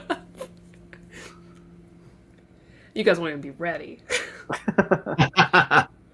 Oh, Kristen, I haven't done anything for you. You guys, Kristen's my platonic soulmate. It's true. They really, Jess, they make us look like pretend friends. Yeah. Well, apparently you are. Really We all are, heard. so, Jess yeah. said we're all pretend I'm not friends. feeling too Kristen, good you about missed myself it. right now. Jess never says nice things about me. Those guys live in the same state, so they're like real friend potential there. They could just drive and meet up at a diner or something, an hour and a half each, going that way. Okay, Maddie, is Kentucky a Midwestern state or a Southern state? We are Southeastern. Southeastern. Yeah. I lived there for 2 years, and people don't really consider it the South, at least where I was in Louisville. Oh, that's Louisville, yeah. Or Louisville. Oh, Louisville. No, here's the thing. Taylor. No, And here's you the- live there? Now, here's the thing, Kristen. Not Kristen, Maddie. Sorry. We were saying Kristen and Maddie so much. Maddie, I lived there and said Louisville, but whenever I moved back, people would give me so much crap for saying Louisville. So I switched back. I live in Pittsburgh, where I'm from, and people don't like it when you say Louisville. Yeah. The more Louisville someone is, the less it takes them to say it. It's like Louisville, and Louisville everywhere else. There. Louisville. Streakazoid's right. Gay Superman's just Apollo. He's right. Oh yeah, I love Midnight true. and Apollo. I do That's too. fantastic. Apollo and Midnight are just great. And The Jessica's author- right. yeah. It is very muggy and awful here right now. That's why I don't go outside, Jessica, unless I'm going to like the comic book store, which is rare. I make fun of Omar with Kentucky jokes, but I'm allowed to make them because I lived there for 2 years. So It's fine. I'm allowed. We'll make fun of it. I don't care.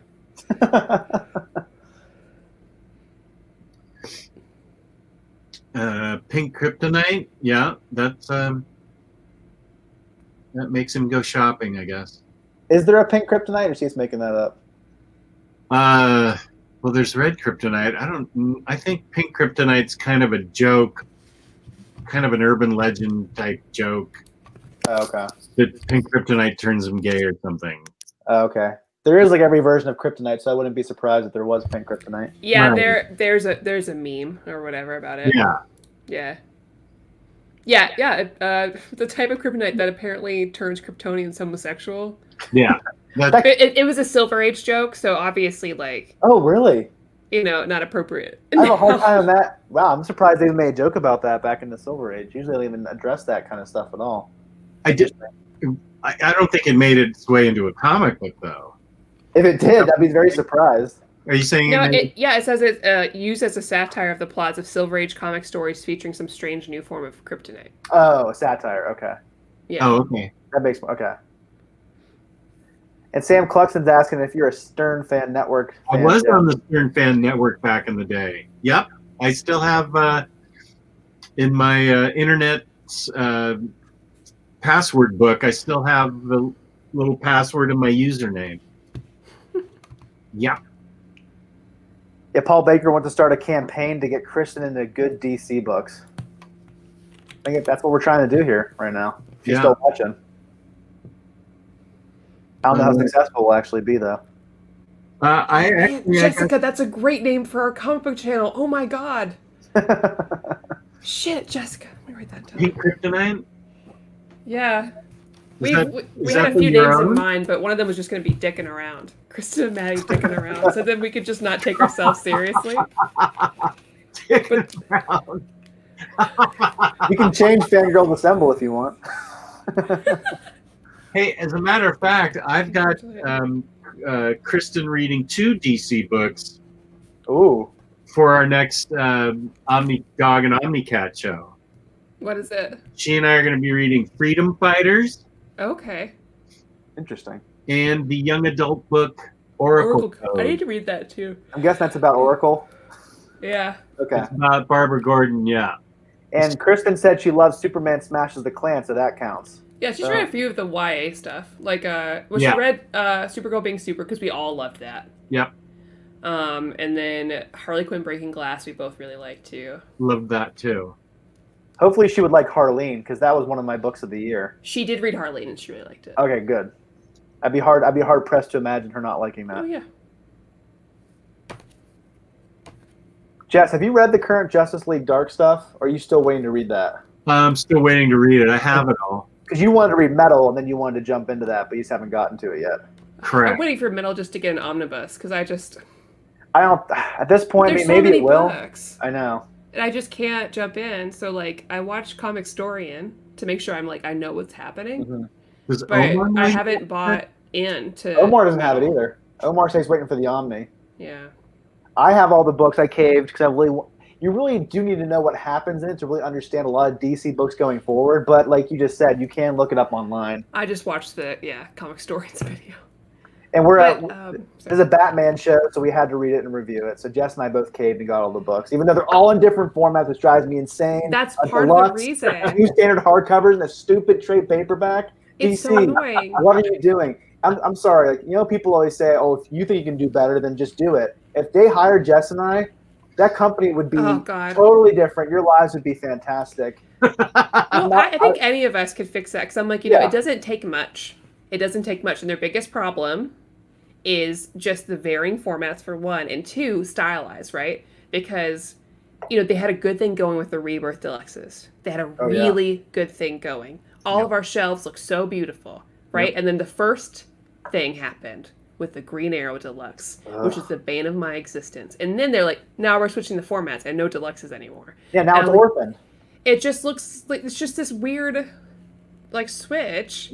Yeah, they did the Black Spine. Then Tom King's Batman, Black Spine. At least they're finishing Tom King's run. Like, I have all these Flash Deluxes by Williamson. They're not finishing that. You just talked about Green Arrow by Ben Percy. That's done. That just really bothers me. Whenever you start collecting something, I think you're obligated to finish it to a certain extent. I'm guessing the sales were good because everyone was buying them, at least on our group, at least. So I just don't get it. They just make bad decisions. I mean, they should learn from Marvel. At least make things consistent. Marvel is, I appreciate the consistency. Like, Marvel shelves look nice, right? And my DC shelf is just this ugly. It's just. I don't think they communicate well at DC. I don't think I don't think the collected editions department has a line of communication that is consistent. Like, the head of the collected edition department, I don't think he knows on a given day what's supposed to be happening in his department. And whoever's answering the phone for the collected edition department that day doesn't know either. And it sounds to me like there's the reason we're getting 252 Omnis of Red Hood and Detective by Tony Daniels and but Maddie actually wanted that Red Hood the Outlaw Omni, didn't you? At the time, yes. So at the time, I was very happy. Okay. Will I be patronizing any further? No. But right. Yeah, right. I will keep that book. Okay. Yeah. I was the audience for that omnibus that nobody asked for. The Deathstroke by Tony Right. Daniel was so random. No one wanted that at all. They don't know, and I think like and we've all complained about this enough, right? But like Yeah. DC as a company is very disjointed. I don't think it's well managed. I would love to come in as an administrative assistant and just fix this. But like at least it's how they communicate. But like they just make really poor decisions. They don't know their audience. I think one of the best decisions they did make recently is this young adult line. I think that was really smart. But otherwise, I feel like a lot of the crossover events don't make sense. I think they're very disruptive. I don't think they really have a good hand on what the audience wants. I don't think they do. I think Rebirth, they did. They had it. It was wonderful. And they just threw that in the garbage. And they're like, okay, we don't know what we're doing anymore. Yeah. Because Rebirth was great. It was just... Yeah. And then events happened and just ruined everything. Everything. I was like, what is this? I didn't ask for this. I loved you. I gave you all of me, and you just threw me in the garbage. Yeah. It's like meeting like a fantastic person. You start dating, you get married, and you're like, wait, what happened? What happened to the person I was dating? Yeah, exactly. You tied me in. I started buying all the books. I was committed, and it turns out you're not this anymore. Well, the funny thing is that a month ago, Jess and I did a poll in the group about DC versus Marvel in a bunch of different categories, and Marvel won so many categories, especially collected editions. It wasn't even close. Yeah. But overall, the favorite company was DC, which I was surprised about. The people still have a connection to these characters, and they want it. Yeah, they want them to be so good, and sometimes they are. But they just make a lot of decisions that really just frustrate us, which is disappointing. We're not mad. We're just disappointed. Yeah. Jesse, you brought up Heroes in Crisis, and wait, where is that? That was the beginning. Actually, the Bat Wedding was the beginning of mine. Oh yeah, you didn't like that, and neither did Lou. I remember. And that was the start, and then Heroes in Crisis, and I was like, no. That's the one Tom King book I've never read because no one talks about it well. Right, don't. Sam. I don't think we're talking about omnibus. I think we're talking about collected editions, and that makes a difference. When you're talking about collected editions, that's a big chunk of change for DC and Marvel. When you're talking trade paperbacks and hardcovers,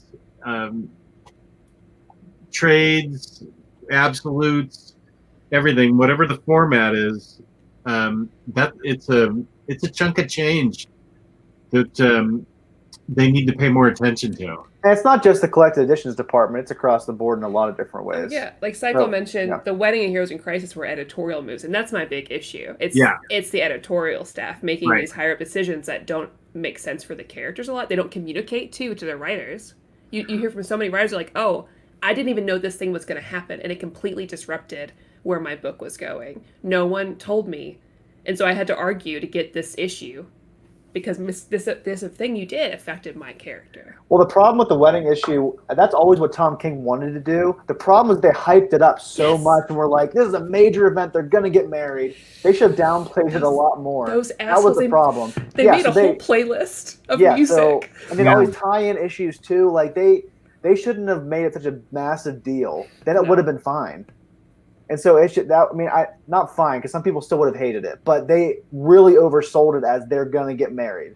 And so that's what disappointed people a lot, I think. Their expectations were not met because they were really oversold. I agree. And that wasn't Tom King's fault. No. But Heroes in Crisis was his and editorials. I will blame that. Hey, I have this story I want to do. Okay, cool. We're the editorial staff. Put Wally in it and put these other guys. Yeah. So this story could exist without him? Then why have? Yeah. Yeah. I kind of want to read on Hoopla for the Clayman art, but I haven't heard any really good things about it besides the art. Oh, the art's beautiful. I've thought about buying the hardcover just for that. I can't wait Honestly. for Batman Catwoman by Tom King and Clayman. That's going to be fantastic. That's going to be so good. Floppies at all? No, it hasn't come out yet because Clayman wants to put all the effort and time into it that it needs because they want this to be like an evergreen classic DC book. Oh, okay. And I'm so excited they're bringing back the Phantasm from Mask of the Phantasm. They'll be bringing that character back. It's one of my favorite Batman movies. So I'm really I love the way Tom King writes Catwoman and Batman. I just love that dynamic. And so if you're upset about them not getting together in the Wedding issue, just read the rest of the run. I think you can assume what's going to happen. I'm not going to spoil it, but come on, we all know what's going to happen to a certain extent. So I'm really looking forward to that run. King. I Yeah. give him a hard time and I criticize a lot of his stuff. But it's because I think he's very, very good. You know? Yeah, I just love he's the master of the 12-issue run, like Mr. Miracle, Omega Men, Mr. Sheriff. Miracle. Mr. Miracle is my favorite Tom King book by Oh by my far. God. I So told people good. this a lot, Maddie, but that book came out when I found out my wife was pregnant with my son, and he Yeah. has a son, and that book kind of helped me overcome some of my anxieties about becoming a father. Yeah. And so that book really means a lot to me personally. So I love that series so much. So good. Oh yeah, maybe they'll talk about that because we're gonna get a Fourth World movie, right? Yeah, New Gods movie. He's writing that with what's that director's name? Is Patty on it? No, it's I thought we got what's a her lady. name? DuVernay. Oh, What's her first? Can Maybe someone in the that's- chat remind us of her name? She directed Selma, I believe, and the Okay. new. What was that movie with from Disney? Oh, A Wrinkle in Time. She directed Wrinkle in that. Time, I heard yeah. that wasn't very good, but I heard Selma. Yeah, Anna DuVernay. DuVernay. Yeah. So All that I should. care about is casting for Big Barda. That's all I care about. She better be big. She better be big. And Yeah. we always say, I've never seen a better marriage in comics than Mr. Miracle, Big Barda in that run. That was the best, most realistic depiction of marriage I've ever seen in I comics. do think it's very realistic. I do criticize Tom King because I think he leans a lot on I like his portrayal of mental illness, but the guys are very similar. If you look at them, they're all Mhm. they don't have to deal with their emotions. They put it all on women in their lives in an unhealthy way. They don't deal with themselves healthily. But I think it's very interesting. But man, Big Barda, ooh. She's And also so good. his contribution to Kite Man is also Yes. insurmountable. Was Kite that not Man, hell yeah. phenomenal? That whole thing with Kite Man, I could not believe how good it was. I would give anything for a Batman movie to come out and just have it be Kite. Honestly, Well, he's I in think Harley Kite would be Quinn a great. lot. I love him in Harley Quinn. Oh, he's so good, right? That show, everyone in the chat, if you haven't watched it, come Oh, on. we promote that show every time I Ugh. have a show. I need That to go and, watch that on Stargirl. HBO Max. I'm almost done with season 2 on HBO Max, which I'm Ooh, loving it. It's great. so good. Me and Jeff talked about this yesterday. My favorite moment is that Batman-centric episode when the two nerds, that meta conversation they had, The Last Jedi is not canon, release the Snyder Cut. I was dying laughing. Nobody else So besides good. comic fans will get it, but it's Yeah. so funny. Such a great series. If you're not watching it, everybody, it's on HBO Max. Get a free trial run or something Yeah. and binge watch the entire show. And we're talking about Harley Quinn with Yes. Billy Cuoco as Harley Quinn. And Lake Bell as Poison Ivy is Mhm. fantastic. Has a lot of Seinfeld people on it. George Costanza is Yeah. Sid Borgman. And Wayne Knight, who is Newman, he is the Penguin. Oh, that's funny. A lot of great Seinfeld reunions. Poison Ivy steals the show. And JB Smoove as the plant. I love Right. JB. I love Curb Your Enthusiasm, so I love Right. seeing JB Smoove put in there. Are either of you guys watching Stargirl? I have not. I've kind of given up on CW shows, but I've heard a lot of good things about Stargirl. Well, Stargirl's technically a DC show first. Okay. Oh yeah. It is very good. And Jeff Johns is really involved in it because that character is based off his sister who actually died in a plane crash years ago. And that was his first book he ever wrote. And so I've heard a lot of good things. I just can't keep up with the 22 episode seasons, but this is shorter, isn't it? Yeah, it's shorter. I think Okay, good. We have one episode left. It's 13. That's not it bad. I can do doesn't. that. It does not feel like a CW show. Oh, okay. It is very, very good. And I like CW shows, but this does not feel like that. And you've got an all-star cast. It's very well done. Just the directing in general, because they had the budget. I don't know if they will going forward, but oh man, it's good. It's so good. I'll definitely get. Is that an HBO Max? Do you know? No, not yet. I think. Okay. DC Universe is going to be gone soon. It's going to be just comics, I think, because they're moving all their stuff over to HBO Max. Yeah, I recommend it. You can watch it on DC. Okay. Even if you just get for a while to jump on that and then That's catch true. up on some comics on there, because Gail Simone, all the Titans, everything's on DC Universe. I've heard nothing but good things about Stargirl because I kind of gave up after the 4th season of The Flash, and Arrow really fell off, and I just can't watch that many episodes of a TV show anymore. It's 85% filler, which bugs me to no end.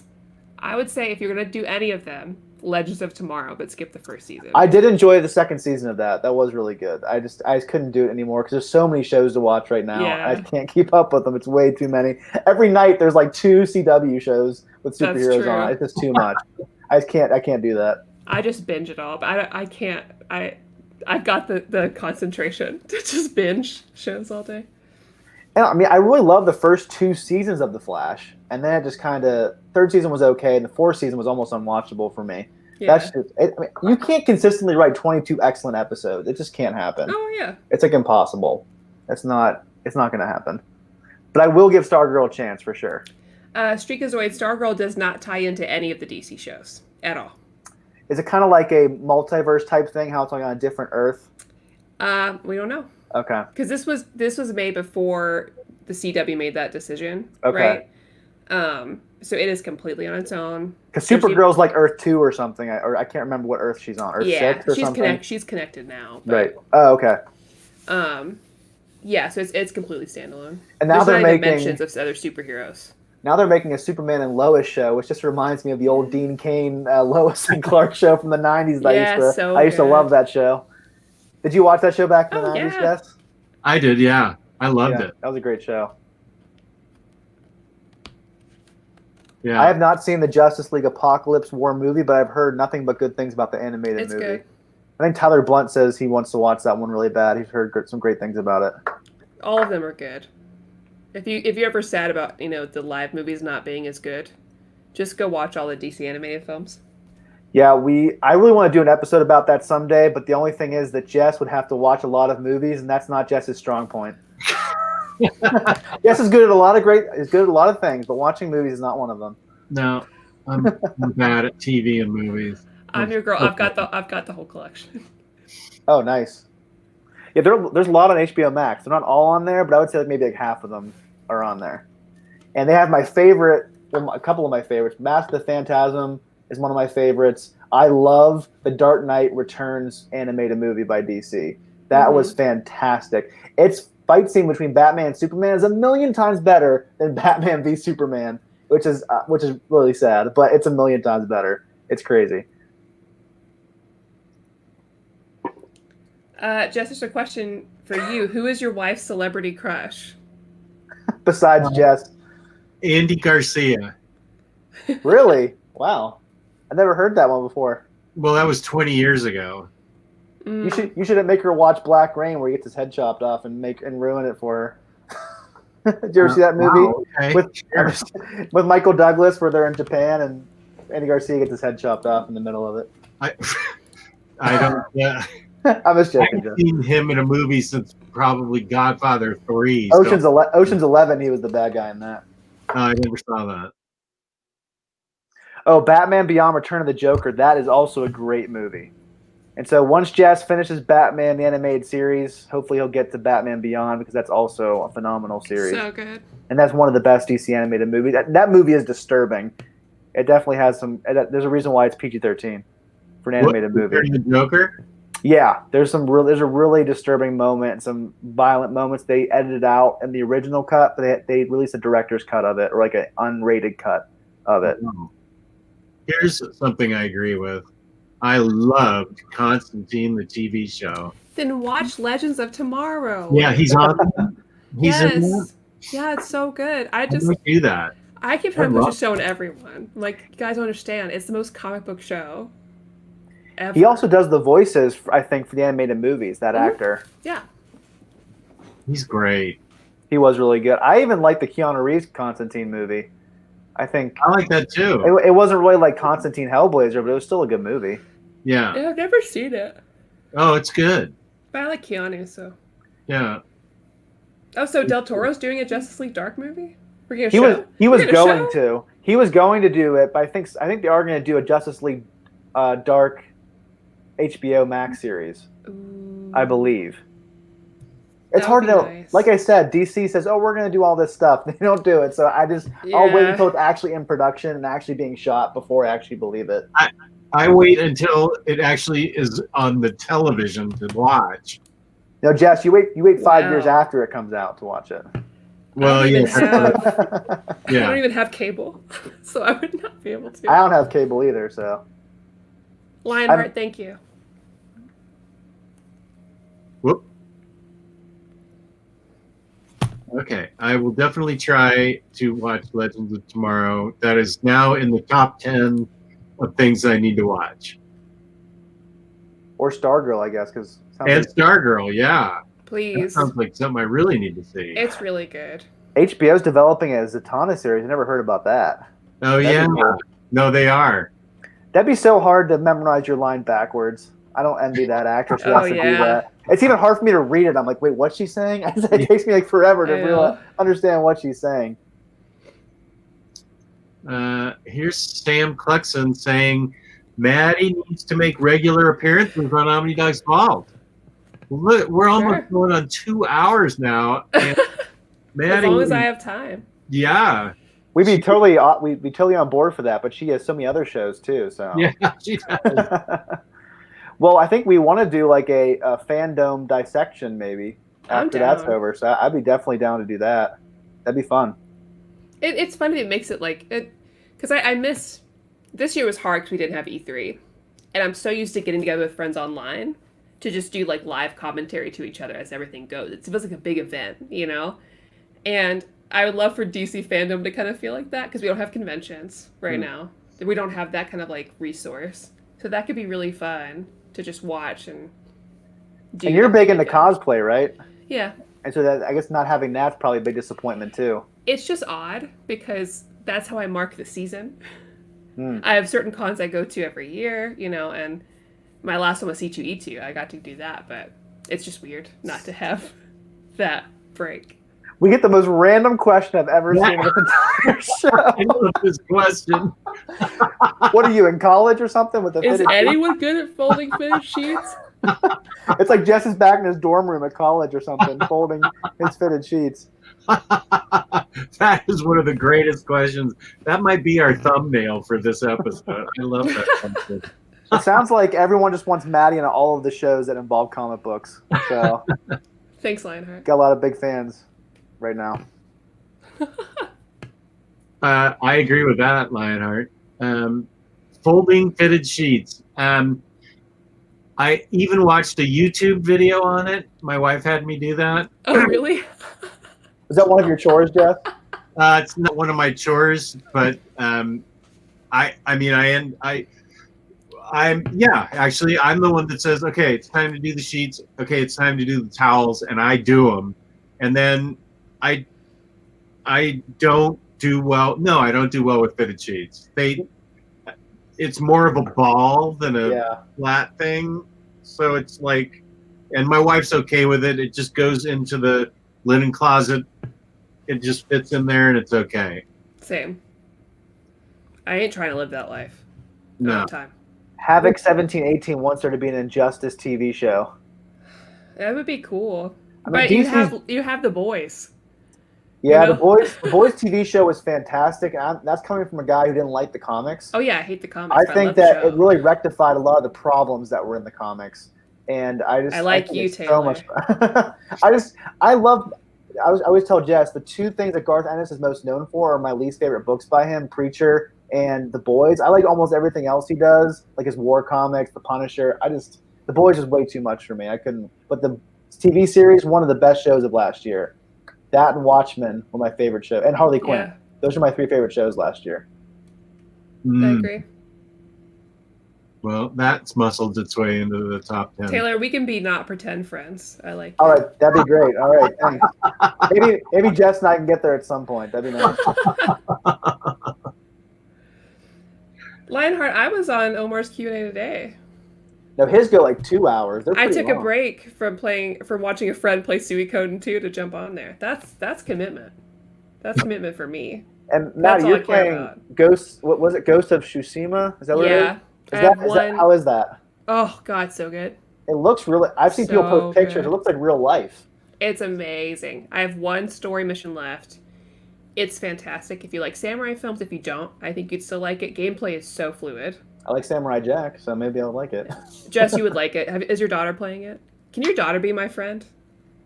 I think we would get along. My daughter loves nerdy stuff. she and I are way into Animal Crossing right now. Oh yeah. She built you a comic book store, didn't she, Jess? Sorry? She built you a comic book store on Animal Crossing. In Animal Crossing, she built me a comic book store, and I need to put it up. She won't let me take pictures of it for Instagram yet until it's perfect, in her words. That's so cute. It has to be perfect. And I'm like, okay, I'll do whatever you want. But I'll do whatever you want. And she's got like, oh, it looks so good. The comic book store does. Let me see if I can pull up a picture of it. Lionheart wants to see Maddie versus Rob in some kind of in some type of game. Well, Lionheart, you watch the channel, so you know who plays the video games. It's me. I opened mine. So. Here's an Animal Crossing hat that she just bought me. Oh, nice. Oh, dad hat. That's It's a dad hat. And you ordered the shirt too, right? I did. It's on back order from Hot Topic. So yeah. are you gonna cosplay Tom Nook? You have to cosplay Tom Nook. Okay. I don't know that he wears that cap. Give me those bells for those comics. And Jess, Edman40 is asking you a question that you've gotten a lot recently. Oh yeah, and Taylor really wants me to do this. Jess, we need an updated tour video with little stories behind how you acquired certain books. It's gonna be like 10 hours long. Well, I think the hope is that after Jess does his, all of the other co-hosts could hopefully do one too.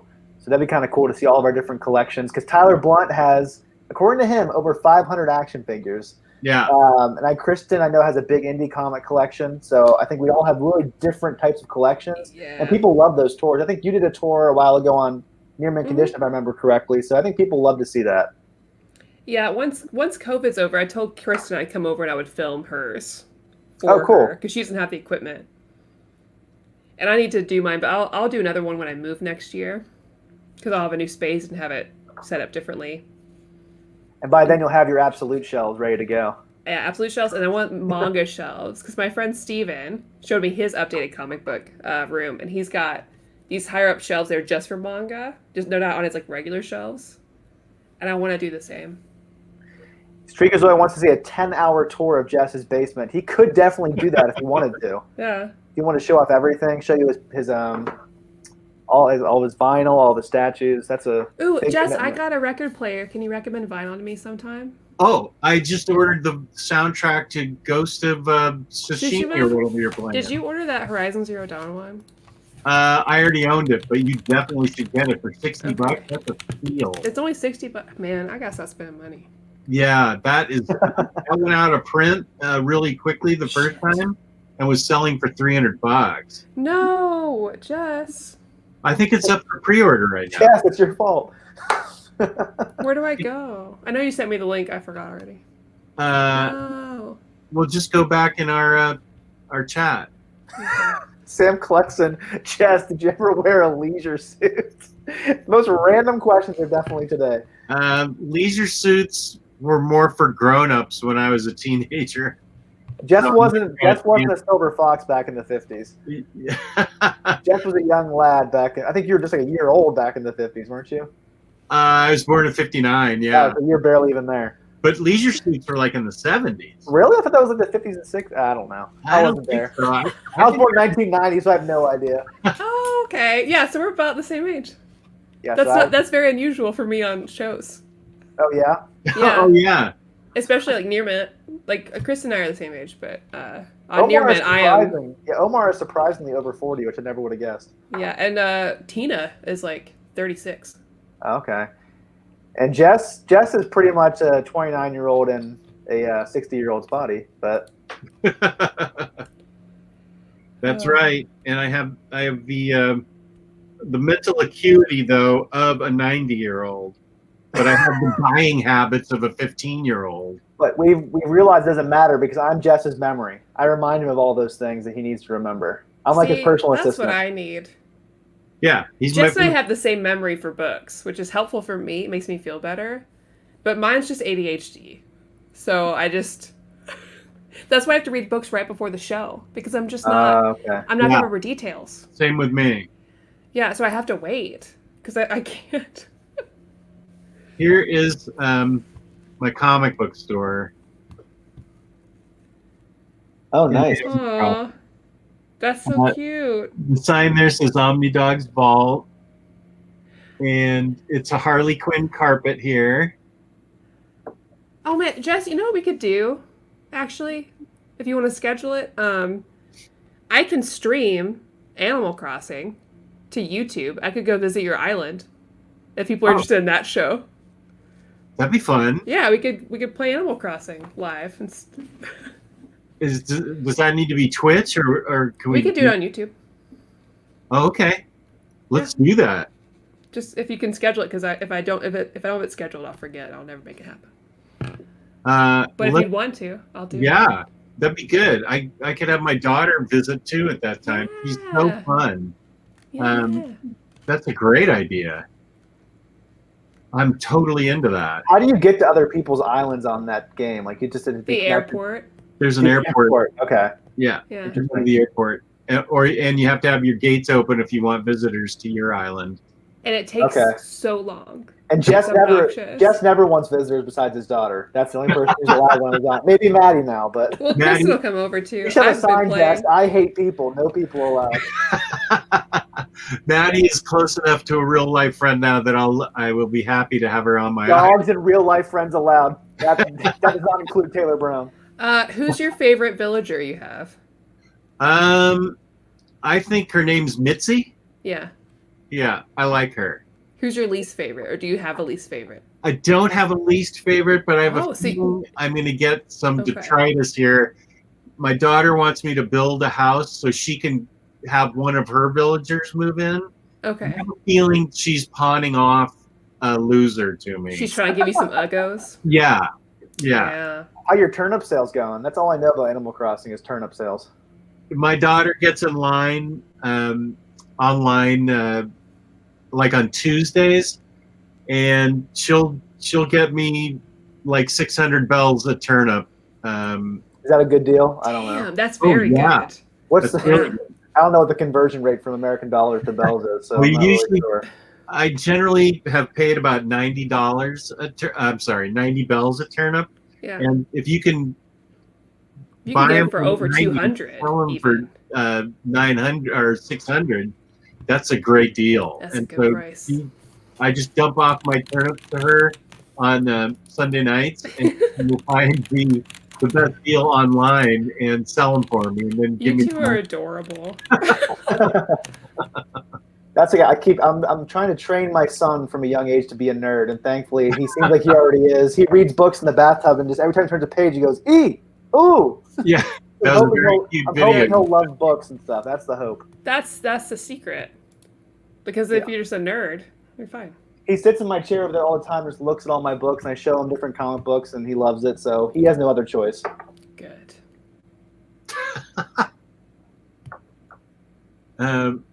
Wait, there's stuff about jazz in here in the chat. Yeah, I'm a big jazz fan. We talk about it a lot on Crime Corner. Everyone's having a fight over what's the best John Coltrane album, and everybody wants to weigh in. I do love John Coltrane. I think I know people are kind of hating on Blue Train, but I do love Blue Train. I love Supreme is also. Those are probably my two favorite ones. So if you want to know my Cycle's opinion, and then Scheherazade says Cycle. Yeah, it's okay, Cycle. We can all be wrong sometimes. You guys. It happens. Taylor Brown, please defend Blue Train. I listen to Blue Train a lot when I read crime stories, so I definitely will defend that. I love Supreme. They're both awesome. I don't know if I have a favorite. And I have pre-ordered the Cowboy Bebop soundtrack. Good. I went with Mondo hasn't put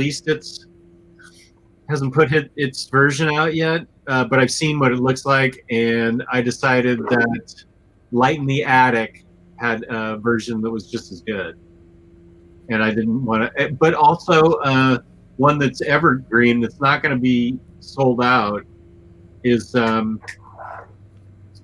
Let me see here. Who the heck was it? Zach said something that's going to make Maddie really happy. He managed to get his younger sister into Teen Titans, which made his day. Oh, that's so good. That's a perfect one for kids. That and DC Superhero Girls. Everyone should watch that. I don't care what age you are. Watch DC Superhero Girls, the new one. Lionheart Very putting funny. Lionheart's putting Jess on the line here and saying, Jess, can you name one member of the Wu-Tang Clan? Are you capable of that, Jess? Old dirty bastard. Jess is a Renaissance man, everybody.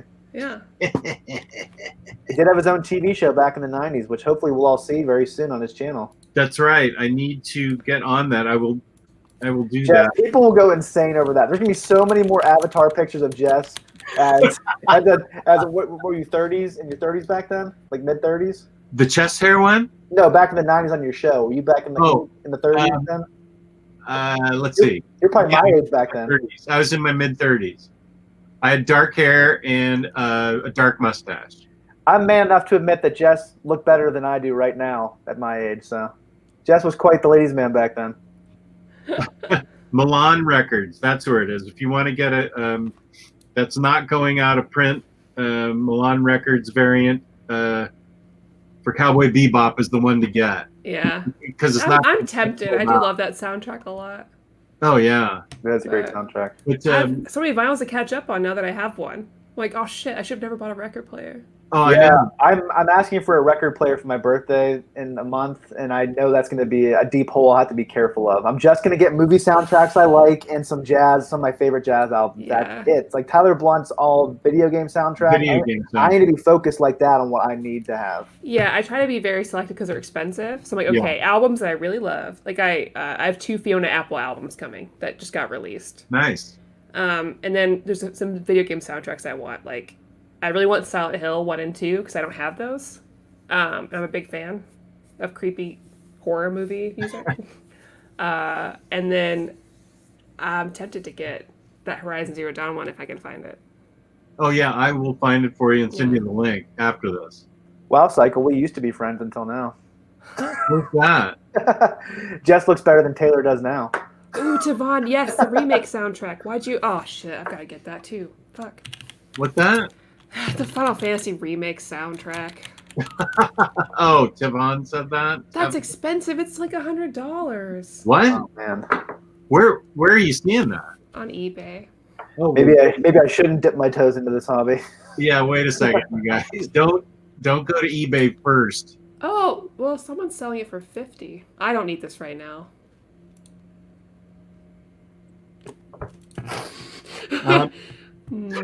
Sam, you do get credit for being the first person to request that I upload my collector's showcase to YouTube. I asked you years ago, and you said it would be a chore transferring them off VHS. They gave us the DVDs. We transferred them to DVD, but they also just set it up so that it's already in digital files. So I can just go digital file and upload it right to YouTube. I think you're hoping to upload like one a week whenever you do it, right? Yeah, my wife wants to call it Throwback Thursday, and I do it every Thursday. Well, that's cute. That's a great name from your wife. She's a very smart woman. She came down here 2 nights ago, and I was inventorying some trades and stuff and trying to file them. And I had the Banjo-Kazooie soundtrack playing. Oh, yes. And she was like, what's this music? And I said, it's a video game I played 25 years ago. I wonder how much money Maddie has spent on this show over the past 2 hours. I haven't checked out anything yet. Okay, well, I wonder how much you're about to spend. You got about We'll 6 see. cards going in different places. Usually, like, my husband shows up in a chat eventually, and then there's a whole joke where, like, Lionheart's like, hey, Elliot, give her some money to buy some stuff. But he's not on, so. He wasn't even around to bring you a drink. I know. He didn't answer any of my texts. What the hell? Yeah, here's Maddie the whole time, just the cat register sound. Quarantine life's hard, you guys. And I still gotta spend it on lady stuff, right? Like clothes and makeup and like gym clothes and stuff. So like I have all the geeky stuff, and then I still have to catch up with like regular shit. And I don't have time for this. And stuff too, all that boring stuff. Gosh, yeah, groceries gets in the way. But like Jess said years ago, you can't read the food. This is my life, Jesse. This is my life. You can't read food? One time, I think years ago, Riley made a joke about I had to buy groceries, and Jess is like, well, you can't read food. Like you need to get comics because you can read them. Yeah, food is temporary. Books are forever. Right. Absolutely. Hello, did you Yeah. want to be part Books of are the show? forever. Did you want to be in here? Okay. She says. Elvis Parker has a Hi. question that could take you guys a while. Do you have a favorite statue? Oh or yeah, figure? this would be a good one for Maddie. I'd say my Red Sonja sideshow figure is my favorite. Do we have the same one, or do you have a different one than I have a different one. Okay. Mine's better. A sideshow. It's the newer one. Actually, you're right. That newer one. She's thick. She is. I watched the video of that figure for months because I wanted it so bad, but I was still paying off Wonder Woman, or I was almost done. And then Elliot bought it for me for Christmas. Oh man! But he's like, "This is your Christmas and birthday present," and he meant it. So. That sounds like a parent thing to say. This is your birthday and Christmas I mean, gift it's like this year, nothing else. $600. So yeah. Wow, yeah. It was fine. I love it. Yeah. We got to figure out a way to get that with our wives, Jess. Yeah. Guys, get on my level. Well, my That'd be favorite sideshow statue. I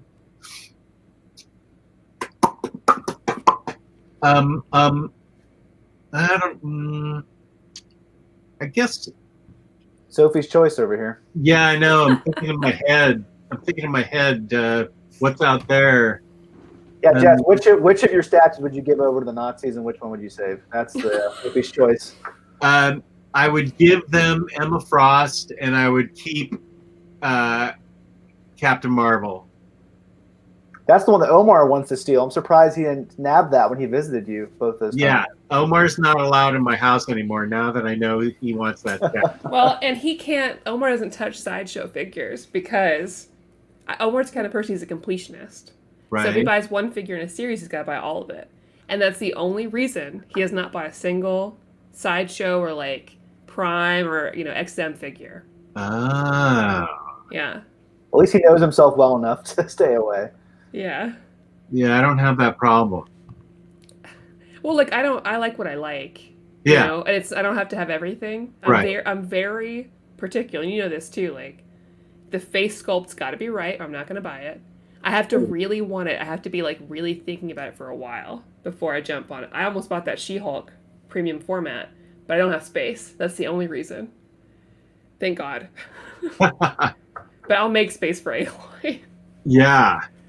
I want that. I want to wait on Aloy to make sure her face looks like the pre-order face looks like. I trust Prime more than I do Sideshow, because Sideshow, like, sometimes, like Wonder Woman, her face isn't as nice as the original. And you have, you have some, I think, that, like, if you look at the original photos, are very different. Yes. Like Gwen Stacy's, like, oh God, they just like wrecked her face. Yeah. Emma Frost, like wrecked. Oh, you mean Gwen Stacy? This one? No, that one's nice. The Spider Gwen one. Spider Gwen. Oh yeah. Which Jess, was, like, are you getting that Joelle Jones wedding statue, Jess? I am. You are. That one looks really nice. It's coming to the house like right now. Oh crap! Will you send me a photo when you get it? Okay. The pictures online look really good. Hopefully it's not a Rick Remender statue situation. Oh, you know what? I think this Gwen Stacy might be my favorite statue. I think it's the nicest looking one you have, personally. I think you might be right. It's it's dynamic. Yeah. That's a good way to say that. Yeah. She needs dusting. Needs to be dusted. This is our longest show ever, Jess. Yeah, I know. I'm down to 8% on my laptop. What are you doing? Quit it. You know what? I kind of feel this way too, Sam, but I didn't get enough accolades for my answer to the Wu-Tang. We all said we were impressed. I said you're a Renaissance man. I thought that was a good compliment. Psycho Cleveland bought that Remender statue just to support his image books. That statue didn't look as good as it was promised. That was a frightening turn of events because her face looked like a blow-up doll. I think that's what we said, if I recall. The right. Jeff Taylor Maddie trio has great chemistry. I agree. I think this has gone very well. I think so too. I do think it's time to go because it's been 2 hours. Yeah, it probably Yeah, is. My husband's probably like, you said to me like 1 hour. Yeah, my wife's probably wondering where I am. What I'm Yeah. doing. I'm down to 7% battery, so I agree with that. Well, Yeah, thank you you don't for have a choice. Well, thank you for joining us, Maddie. Hopefully, Yeah, we'll have this you was on again fun. soon. Hopefully, we can have you on for the August 22nd dissection show of the DC FanDome. Let's do it. Well, whatever date we actually do it, but that's when the FanDome is. Yeah. It'll be a lot of fun. And I will find the Horizon Zero Dawn vinyl and send you the link. And let's see, you are on Fangirls Assemble. Are you having a show tomorrow night? Yeah, Sunday? tomorrow at 8 Eastern, we're doing Halls and Reads. And Reed Chancellor will also be on. Oh, nice. So And Jess, Psycho Cleveland. No, actually, who is that? Hayden McGee has a good question for you, Jess. Did Tyler get his elephant yet? It's a joke from yesterday's show, Maddie. Tyler called in and won an elephant. He has not gotten it yet. That's it's a little bit controversial. Let's see. Taylor and I will be back in 2 weeks. With Tyler Blunt. He'll be on with us as well. that's a good Tyler guy. Blunt will be on. Yeah, we're going to be talking about our favorite Batman moments and memories. And also, Tyler's going to come on to talk about his Summer of DC readathon. He's a lifelong Marvel fan who's really succumbed to the DC bug this summer and bought a lot. So he's going to come on the show and tell us about that. And he'll probably show off some of his figures, I'm guessing, as well, because he always does. I support this. Awesome. Okay, so you might see the three of us again because we've hit it off so well.